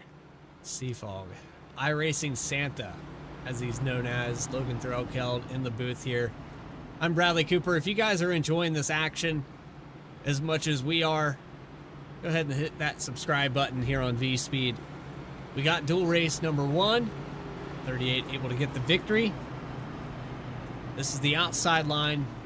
They've ticked away 24 laps. Coming up at that halfway mark. Bobby Rafferty, Christian Barnes, Isaac Brock, the top 3. Daryl Young, Cody Sanderson on that top 5. Then you go back to Reggie Kime, Stephen McComas, Aaron Esp, Derek Jewett, and Harold Tucker. Top 10. They keep telling you to turn the lights on. That's what they keep saying. Well, I've got some saying to turn on the lights and some saying that I'm blocking the moonlight. I'm grounded. I'm here in the booth at Daytona. I'm not in the air. Well, you mentioned there that some of these light bulbs maybe not replaced. I can remember back in 2008, or maybe they needed to replace some asphalt. And if you're a Jeff Gordon fan, you remember what happened.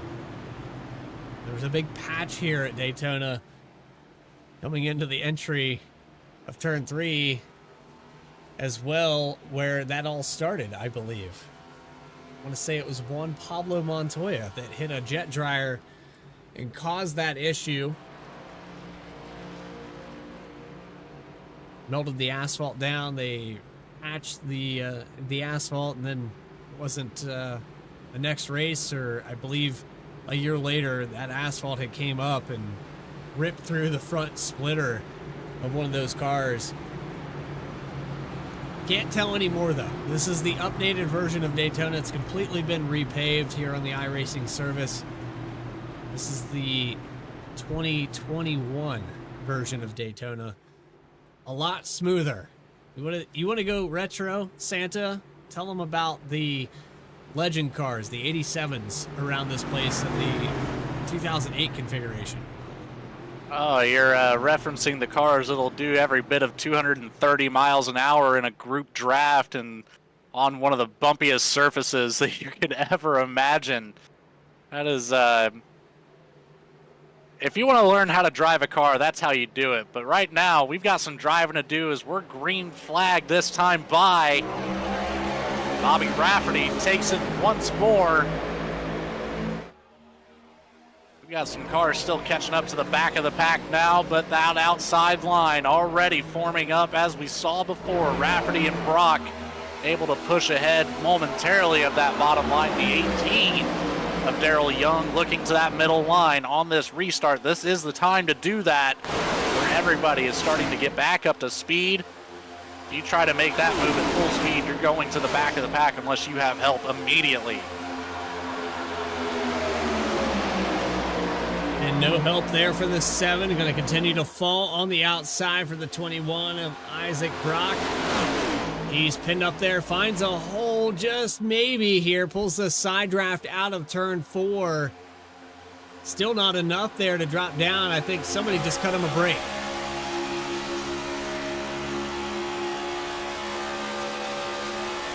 We've got a 3-car group on the top line between the 9, the 7, and the 18. A little bit of a gap there. See that 21 start to close that gap. As now the bottom line starting to have some separation between the 2nd and 3rd car in line. Not a whole lot going on at the moment. A little bit of a bump there from the 7 to the back of the 9 of Reggie Kime. But ultimately, that's going to give him all the momentum he needed to claim a lap lead here tonight. Sticking up there at the front of the pack. Got sent to the middle there momentarily, but able to have enough room to get down there to the bottom line. Now we're getting a little bent out of shape behind him. I thought Barnes was going to get turned there, Brock rather.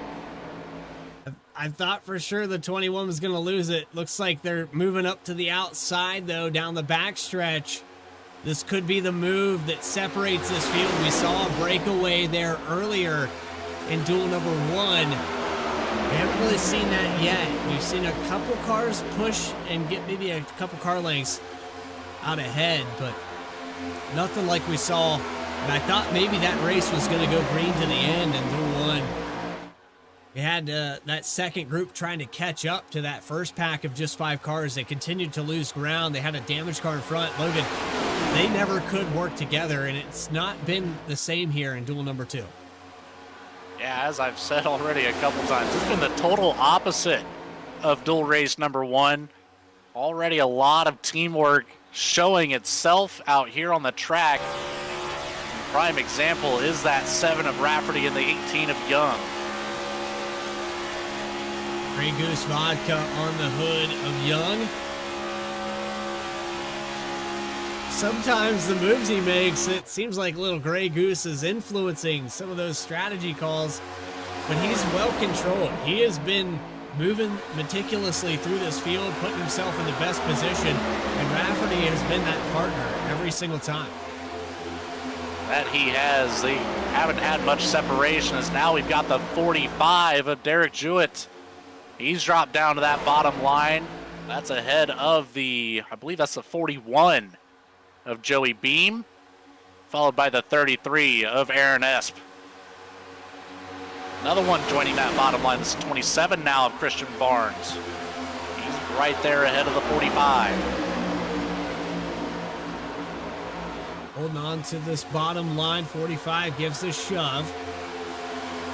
We're seeing that outside start to prevail. Halfway through the duel number 2. Mystic Racing in their Cup Series. I gotta say, the pollution here in Florida, it all came down right here on the beach here tonight. I think we need one of those New Jersey drones to shine some light on this turn 2 exit. It sure would be helpful, but you know what? It's not affecting the audio, Bradley. We're halfway through this race. We did it in the first one. What do you say we crank it up again here in race number 2 of the night? Find those volume knobs wherever those children hit the remote control. Let's Get Loud, presented by 29 Graphics.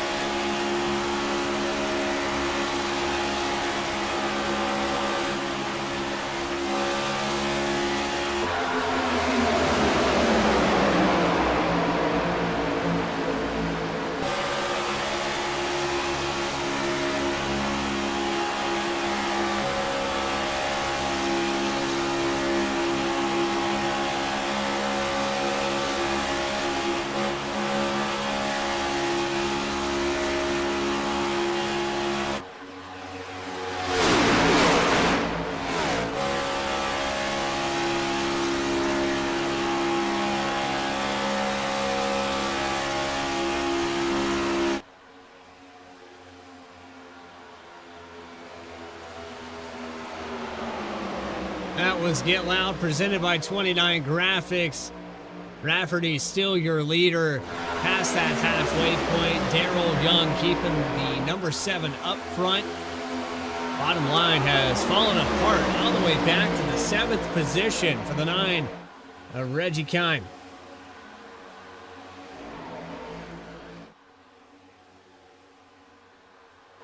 Bradley Cooper, Logan Threlkeld up here in the booth. Logan, right now, this race, it's a little bit different atmosphere, and I can tell you the density of the atmosphere a little bit higher as well. Hasn't affected the racing. These guys have put on a phenomenal show. Duel race number 2, looking like it's going to end in half the time. Yeah, it's setting up that way so far as we are single filed out through the majority of this field. One lone car now on that bottom line. That's going to be the 27 of Christian Barnes, left out to dry all by himself, as everybody else is hugging the wall through turns number 1 and 2. Barnes finally finds his way up into that top line, but is it too late for him to catch the draft? A lot of momentum coming around that 27 machine, separating the rest of the pack from the last 4 cars here. He's going to need help from Joey Beam in the 41 to get him back up here. You can see that group pulling away. Remember, Christian Barnes led a lot of laps here to start this race, 11 out of the 36. It's almost half of the laps we've ran. What a shame for him to lose the draft like that. Still has time to pick it back up. These drivers still have to fight at the end of this race for that number 1 position. So once that starts to form up, probably with about 5 laps to go, is when we'll see those battles starting to escalate up here at this front group. As long as Barnes can find himself a partner or two to start clawing back at that gap. But right now, side by side, 2 rows with Barnes, it's not looking favorable. As the 41 of Beam is working with him, but the 33 of Esp and the 21 of Brock have taken the bottom line. On board with Aaron Esp. This is kind of what we saw in that first duel race, where that second group lost touch with that draft and never could work together. It really does take getting single file. If you want to catch back up, you're going to have to run 1 through 4. These guys have to work together. If this race stays green, they're progressively losing ground. And we're talking about almost a 2-second split to Reggie Kime and 7th position. You cannot afford to lose ground just because you want to pick up a spot. They're still not working together. This is not the opportunity to battle right now. You need to catch up to the rest of the pack. There's a little bit of strategy at play here if you want to really dig into it deeply. You've got enough time to navigate if there is an issue up ahead of you with that first pack of cars. But right now, we've got 3 that are separated all by themselves. That's not going to be enough. As that, I believe it was the... Goodness, can't find him. The 33 of Esp has lost ground to this group of 3. Should be close enough to pick up on some of that draft and catch back up to the 41 of Beam. Just on the edge of that, he will catch back up going into turns 1 and 2. I just want to establish he is holding this throttle wide open, as low as it will go, pushing it through the floor right now, trying to catch back up. But thankfully for him, he has just enough of the wake and the 3 cars in front. Meanwhile, we were talking about that gap that continues to grow from Barnes and Isaac Brock. 2.8 seconds back. We're going to tack on an additional 4/10. It just keeps getting worse, and through the line here, it's at 3 seconds. You're at the mercy of the guys around you, and if you can't work together, get up to that draft. This could be all she wrote. 20 laps to go here momentarily. Bill single file through the first 7 drivers leading this race. Rafferty still at the head of it, followed by the 18 of Young. We have the 70 of Stephen McComas, followed by Harold Tucker, Derek Jewett, Cody Sanderson, and Reggie Kime. Rafferty holding on to the point. Logan, this is something we didn't talk about in dual race number 1. These drivers might not be able to make it to the end of this race. There's 16 laps on this stint. They still have 20 to go. Can they make it to the white flag? They might have to come down pit road.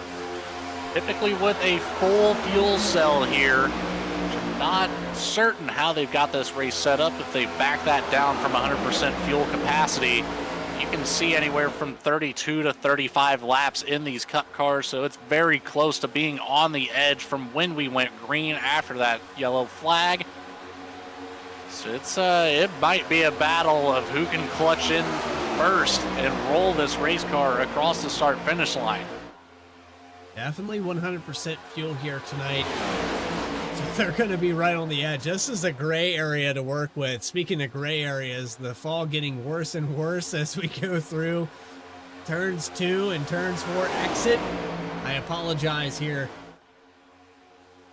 We're going to try to give you the best camera angles we can on Vspeed Daytona Duel number 2 for Mystic Racing League and the Cup Series. Under 20 to go. Logan, if you do have to pit, when's the right time? You know, I have to say, it would have to be the earlier the better. The less fuel that you have to take to top this car off, the less time you have to spend in your pit box.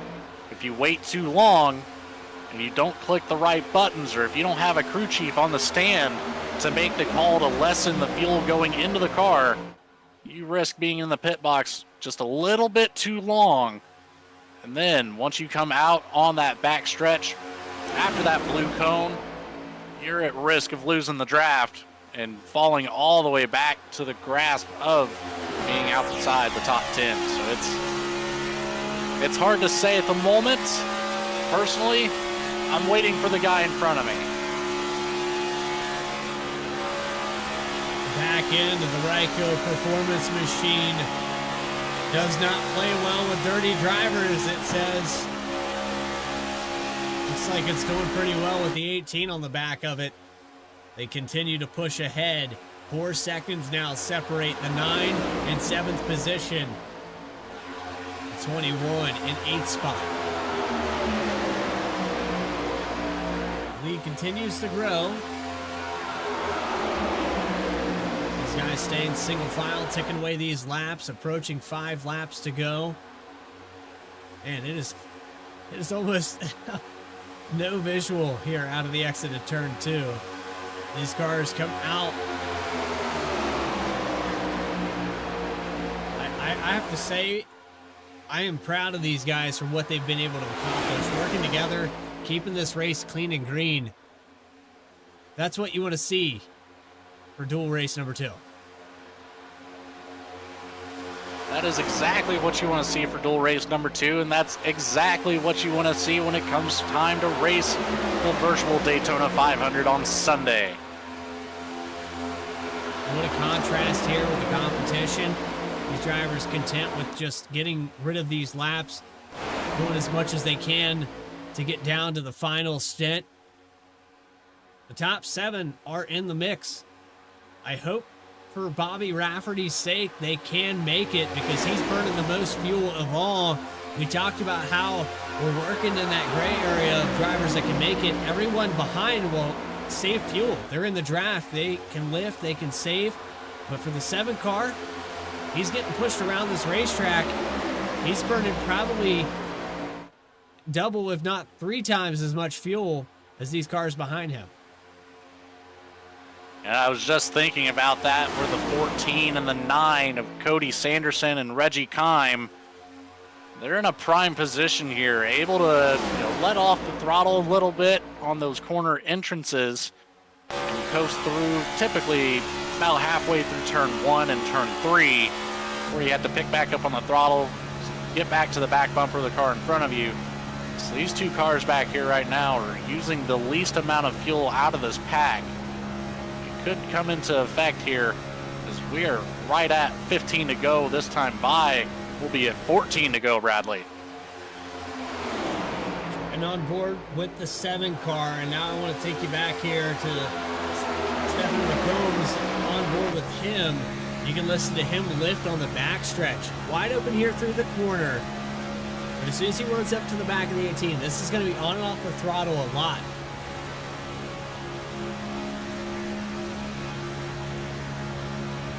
A little bit of fuel saving strategy, a little bit of strategy to stay behind the cars and put yourself in a position to gain a lot of momentum through the draft and take away that outside line, get some of that side draft going. We could see pretty much a perfect maneuver. If this race continues how it's going for that 70 machine, he can put this thing up here at the top step of the podium if he plays his cards right. I'd like to apologize to Nokomis. I butcher names for a living. That's what I do every week here on Vspeed, and we try to get them right as much as we can. But first time out here throwing these names around, and when you're at Daytona, it happens so fast. These drivers move positions around. You try to get familiar with their cars, their paint schemes, where they are on the racetrack. But sometimes you read things, you go out the corner of your eye, you look over there and try to get a feel for everybody on this racetrack. And it goes out to everybody that is participating in this race. I do apologize if I butchered your name here tonight. Harold Tucker in the 79, holding strong in the 4th position. This top 7 has not changed hands at all for about 15 laps. Hey, if it ain't broke, don't fix it, Bradley. These guys have a strategy figured out, and it's to make it to that white flag, and then it's no holds barred from there. That's when we'll see who has what it takes to take away the number 1 spot on this outside row in just a couple days. Christian Barnes, Aaron Esp back here trying to catch up to this. They've now back 3 seconds more than the last time we talked about it. 7.6 seconds to the 7th position. They are not gaining time. They need a caution if they want any hope of getting back up here into the top 5. I know for Christian Barnes, we saw how well he was doing, leading 11 laps. This is not what the doctor ordered. This is not how he wanted this race to go. And it's got to be frustrating. We've all been there. If you race plate tracks, Logan, I know you do. I know I try to avoid them. This is how it goes sometimes. You get stuck back here and you're mindlessly driving Daytona. There's nothing to gain other than the time in front of you, and you progressively see those cars get smaller and smaller.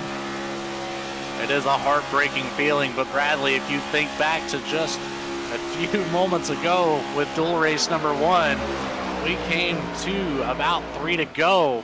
We had a pack that was separated by about 3 seconds, able to catch back up because of a caution. So there's still time left in this race for anything to happen and put any single one of these drivers back into contention for a race win here tonight. But if we continue clean and green as we have so far, aside from the one caution early on around lap 20, it's looking like it's going to be between one of these top 7 drivers.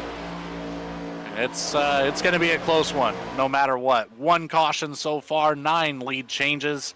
As you mentioned, not a whole lot of movement for the last, I would even venture to say, 20 laps. We haven't seen a whole lot of movement from this top 7. We'll see a whole lot of action here in about 7 more laps. Well, you know, we've been live for almost 3 hours now, and when you see comments like that in the chat, you can't help but laugh. Does anyone see debris on the track? I do, and you are the race steward. I see him. I'm pretty sure there's a rear bumper somewhere out there in turn number 3, I believe. My eyes could be deceiving. I'm going to blame it on the fog. The fog is getting so dense that it's actually accumulating on this racetrack. It could be one of those where they need to bring a jet dryer out here, clean off this surface for the last 5 laps. You make the call. You're the one running the booth here. I think some drivers are at a risk of going a lap down here. Bobby Murray and Benjamin Gerhardt are going into turns 4 right now, just coming out of that exit. There's still plenty of time back here for Rafferty and company to catch up to them. I think they're going to get them. Now they've got all the speed. We're seeing about a 10-mile-an-hour difference once this pack is up to full speed with the draft versus just those 2 cars. It's going to happen, Bradley. We're going to see this lead pack catch up to some of these drivers, and it's all cards on the table at that point. You got to make the right moves and hope that they stay out of the way.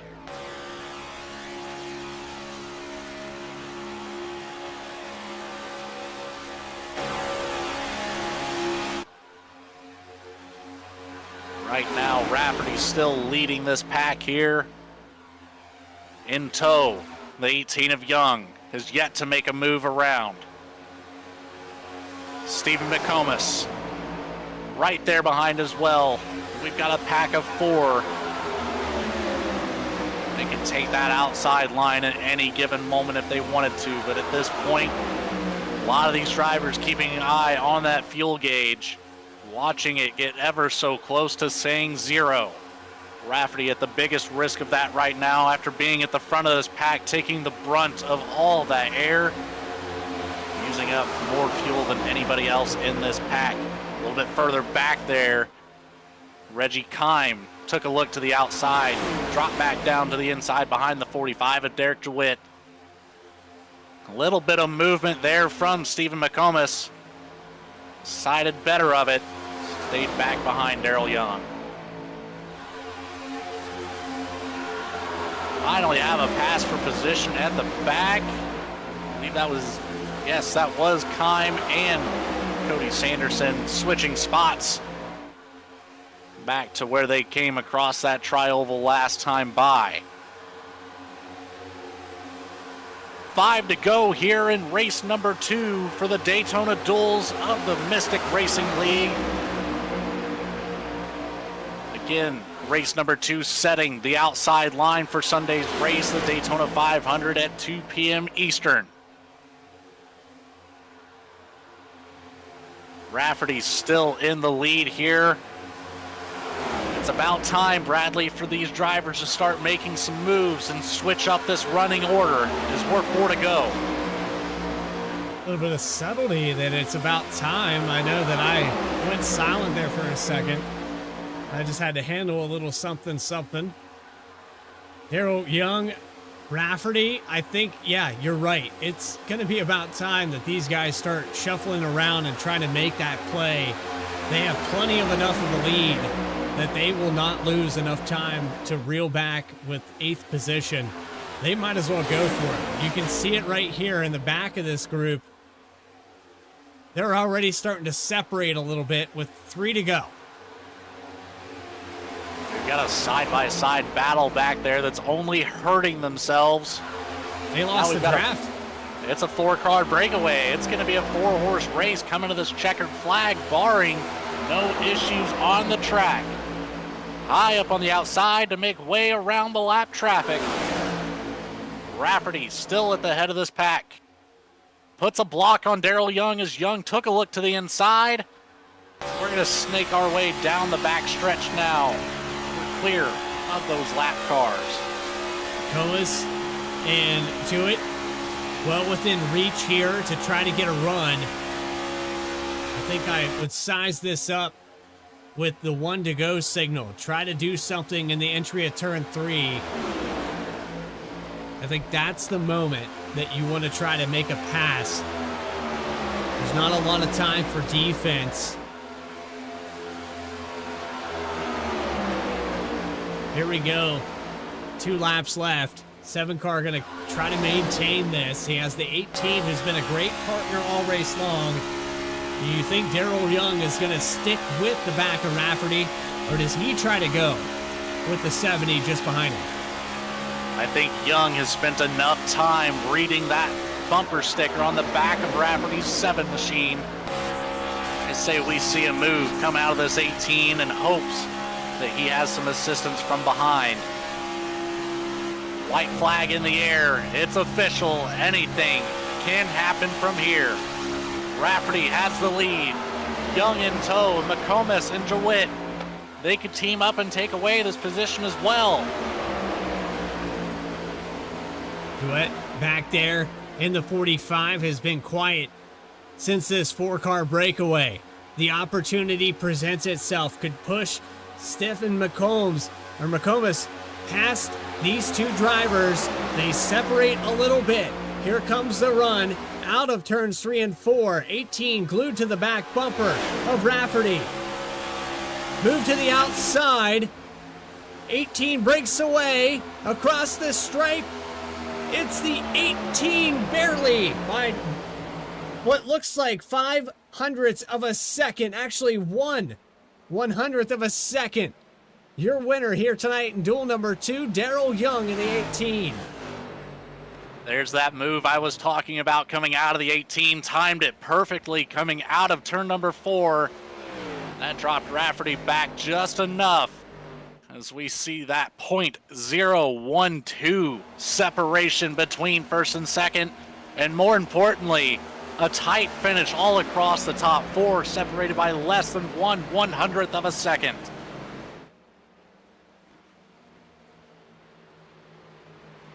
Bobby Rafferty falls back to second position.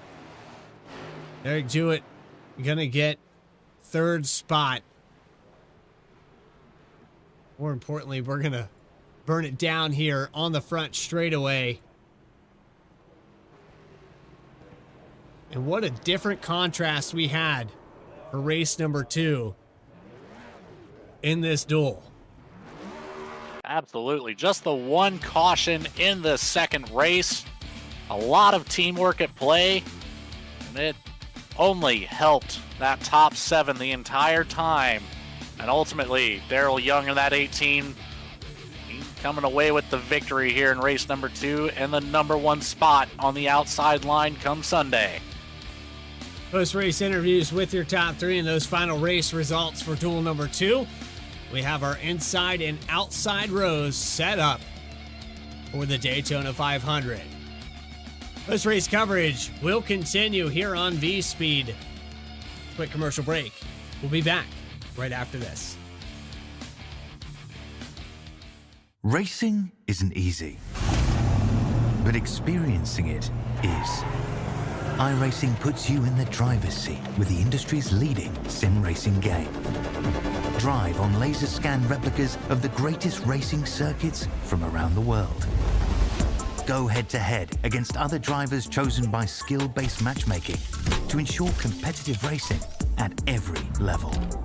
Compete across all your favorite series. In officially licensed cars, engineered to deliver the most accurate driving experience possible.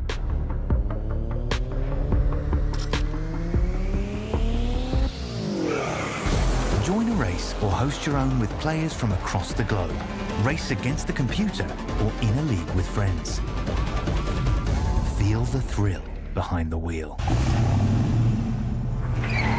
Visit iRacing.com.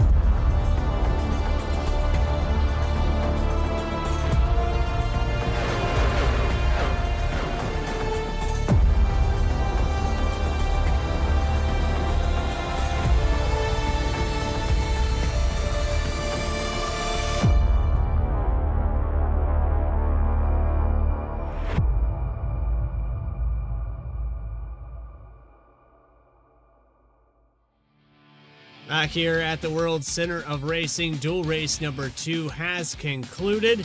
It's 60 laps, 150 miles from Daytona. The inside and outside row have been dictated, and Logan Threlkeld has gathered up our top 10 finishers here tonight. Indeed I have, as we clearly saw Daryl Young make that last-minute move, taking the number 1 spot on the outside row. That'll be followed by Bobby Rafferty, Derek DeWitt, Stephen McComas, Harold Tucker will be your top 5 come Sunday on the outside line. Reggie Kime in the number 9, followed by the 14 of Cody Sanderson, the 21 of Isaac Brock, the 27 of Christian Barnes, and last but not least in the top 10, Joey Beam in the 41. 11th spot goes to the 33 of Aaron Esp. Tony Brennan will finish in 12th. Adam Emery, 13th position here tonight. Drew Hensley in 14th spot. Benjamin Gerhardt will finish in 15th with Bobby Murray in the 16th spot. And Brandon Willard, 54 laps down, electing not to grid here tonight. On caution, 12 lead changes. Phenomenal race overall. And now we are going to catch up with your top 3. Logan Threlkeld has caught up with the number 45. He'll be the first on our interviews. And we've got Derek DeWitt down here in the 45, taking home the 3rd place position here tonight. Started out in 3rd, finished 3rd. Can't complain too much. It puts you in a good spot come Sunday. Derek, what were your thoughts going into the final laps here? What more did you need to put your car up on the top step of the podium? Technically, I finished 22nd, or started 22nd, excuse me. I know it says 3rd, but that was, that's how it was gridded. But it was a fun race. Going through the field and, just, I told my team, like, I just need to finish 13th or better. Like, no ifs, ands, or buts. Closing laps, I was 5th pretty much the entire way, and I was like, you know what, I'm okay finishing 5th. We're in the show. That's all that matters. no need to wreck the car and be out of the show. And then just late in the race, I just already coming out of turn 4. I was like, you know what, it'd be nice to get interviewed. So just made that move and put the foot to the floor, and here we are. Well, it paid off for you here tonight, that's for certain, and it'll pay off even more come Sunday. But Derek, we saw you battling quite a bit there. It was really just a 7-car show for more than half of this race. The complete contrast of Duel Race number 1. Was that designed? Was there some communication between the drivers to make sure that everybody stayed in line and just got to the end of this race tonight? Oh, I mean, absolutely. I think Duel 1, everybody that raced in Duel 2 saw Duel 1 and was like, we can't have a replica of that. So I think everybody was kind of on the same page of just trying to make it to the end to have an opportunity to race in the Daytona 500 on Sunday. I think we only have 1 wreck. So just proud of everybody on track, proud of everybody on the team, and just made the right moves at the right time. And I was kind of skeptical, kind of nervous running that high lane for the 5, 10, 15 laps we did, but it all worked out. And we'll go on to the Truck Series and see what we can do in the Truck Series. And still debating if I want to do the Xfinity Series or not. It's my birthday weekend coming up, so trying to make plans, but definitely excited that we're in the 500 for sure. Absolutely. Well, I'll just go ahead and say it, Derek. Happy early birthday, buddy. This is a pretty good present going into that 3rd place finish here tonight. Is there anybody you'd like to say thanks to for your finish here? Yeah, absolutely. I want to thank you guys for streaming. This is cool seeing the Lloyd Lake right now. That's pretty awesome. And then shout out to Monster Energy, Beast Unleashed, and Joshua Everett and Admin Box for all you guys do and put all the hard work into making everything happen. So we'll be here tomorrow and looking forward to putting an Admin Box truck into Victory Lane. Well, good luck with that, Derek. You did it tonight. Maybe you can put one together tomorrow. I appreciate it. Thank you guys. 3rd place finisher, Derek DeWitt. We'll see him come Sunday. But now, we're going to move on to our 2nd place finisher, who Bradley Cooper is standing by with Bobby Rafferty now. Bobby Rafferty, I got to say, it was one of those, you got used to maybe being content in that lead. But towards the end, a late move out of turn 4. Did you expect that to happen? Did you think the 18 was going to stick with you the whole time? Take us through what your mindset was. No way. I trust me. I wasn't content. Me and my teammate Stephen McComas were talking about that from probably 30 to go. Trust me, I was born at night. It sure as hell wasn't last night. I knew it was coming. My concern tonight, realistically, was if I got the win, great. My concern was make sure that McComas got locked in to the 500. Obviously a little bit of a different paint scheme for us tonight with the pink. So just before we go any further, I want to send my condolences out to real life teammate of mine in the motorsports world, Skip LaPolt and his family. We lost Skip's wife Shauna to cancer after a very, very hard fought 10-year battle. Just happened a couple days ago. So the pink on my car, obviously, honoring Shauna and honoring the mama's boys, as she used to call us in the real world. But we're gonna keep the pink on for the 500 as well, and hopefully, go 12 thousandths of a second quicker at the 500. That's really what it came down to, 12 thousandths of a second. And what a finish there, though. I know that this is just a dual race.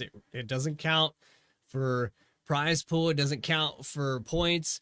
It really just dictates where you're going to start what is the longest race of the season, aside from the Coke 600.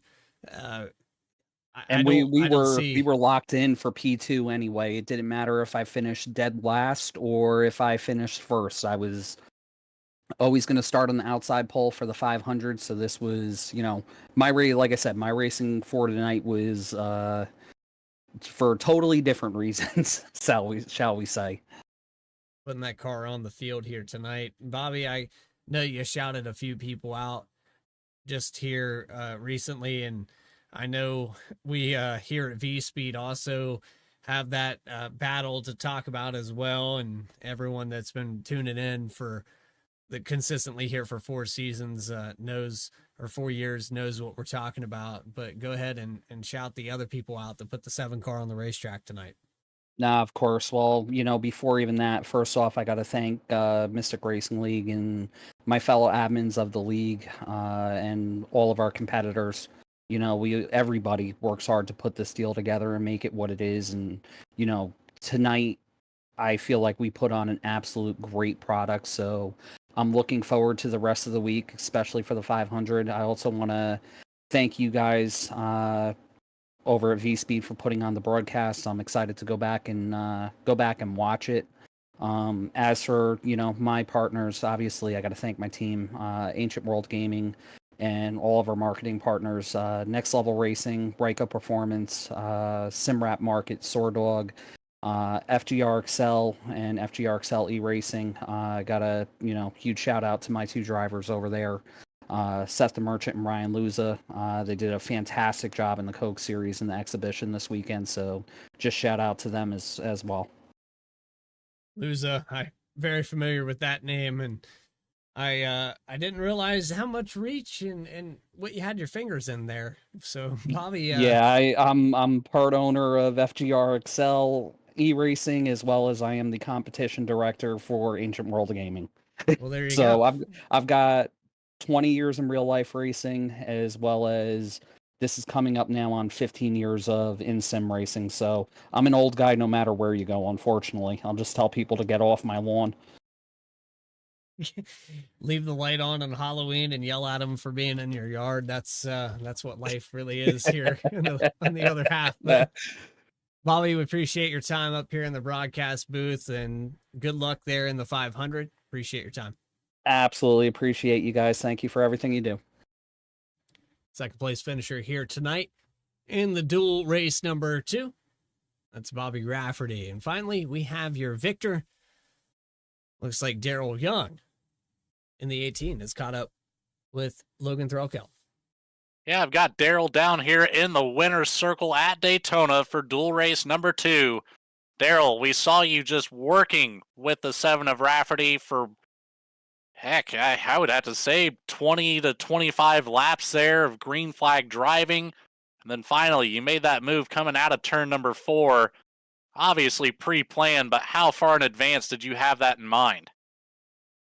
I had that in mind for quite a few laps. I knew throughout the race that Bobby was teammates with the guy behind me, and we all ran really good together. Single file, we decided to all jump down low, pulled away from the second pack, kind of stayed in line, and then we came up on a couple lap cars, I think, as the others already talked to you all about, with a few laps to go. Probably about 4 to go, and we went high to pass him, and I went down low and he came back down with me. So I was like, okay, well, that's when I pretty much started to plan my move. Saved a little bit of temps, and then on the last lap hit that backstretch, and I was good to go for the rest of the race. And I knew I was going to make that move coming out of 4, and he got a good shove from Steven there, and it was a close finish. I mean, you couldn't ask for anything better than a close finish like that. And yeah, it was a lot of fun. Had just 12 1,000ths of a second across the line to put that 18 up here on this top step. But overall, just a fantastic race, only the one caution. Now I'm curious, Daryl, we talked fuel strategy up here in the booth a couple times. You obviously had enough to make the celebration count. Just how much fuel did you have left coming across that checkered line? Quite a bit, actually. I think I had about 6 laps of fuel left when I crossed the line. So I had enough, even if there was a green and white checkered. I wasn't worried about it.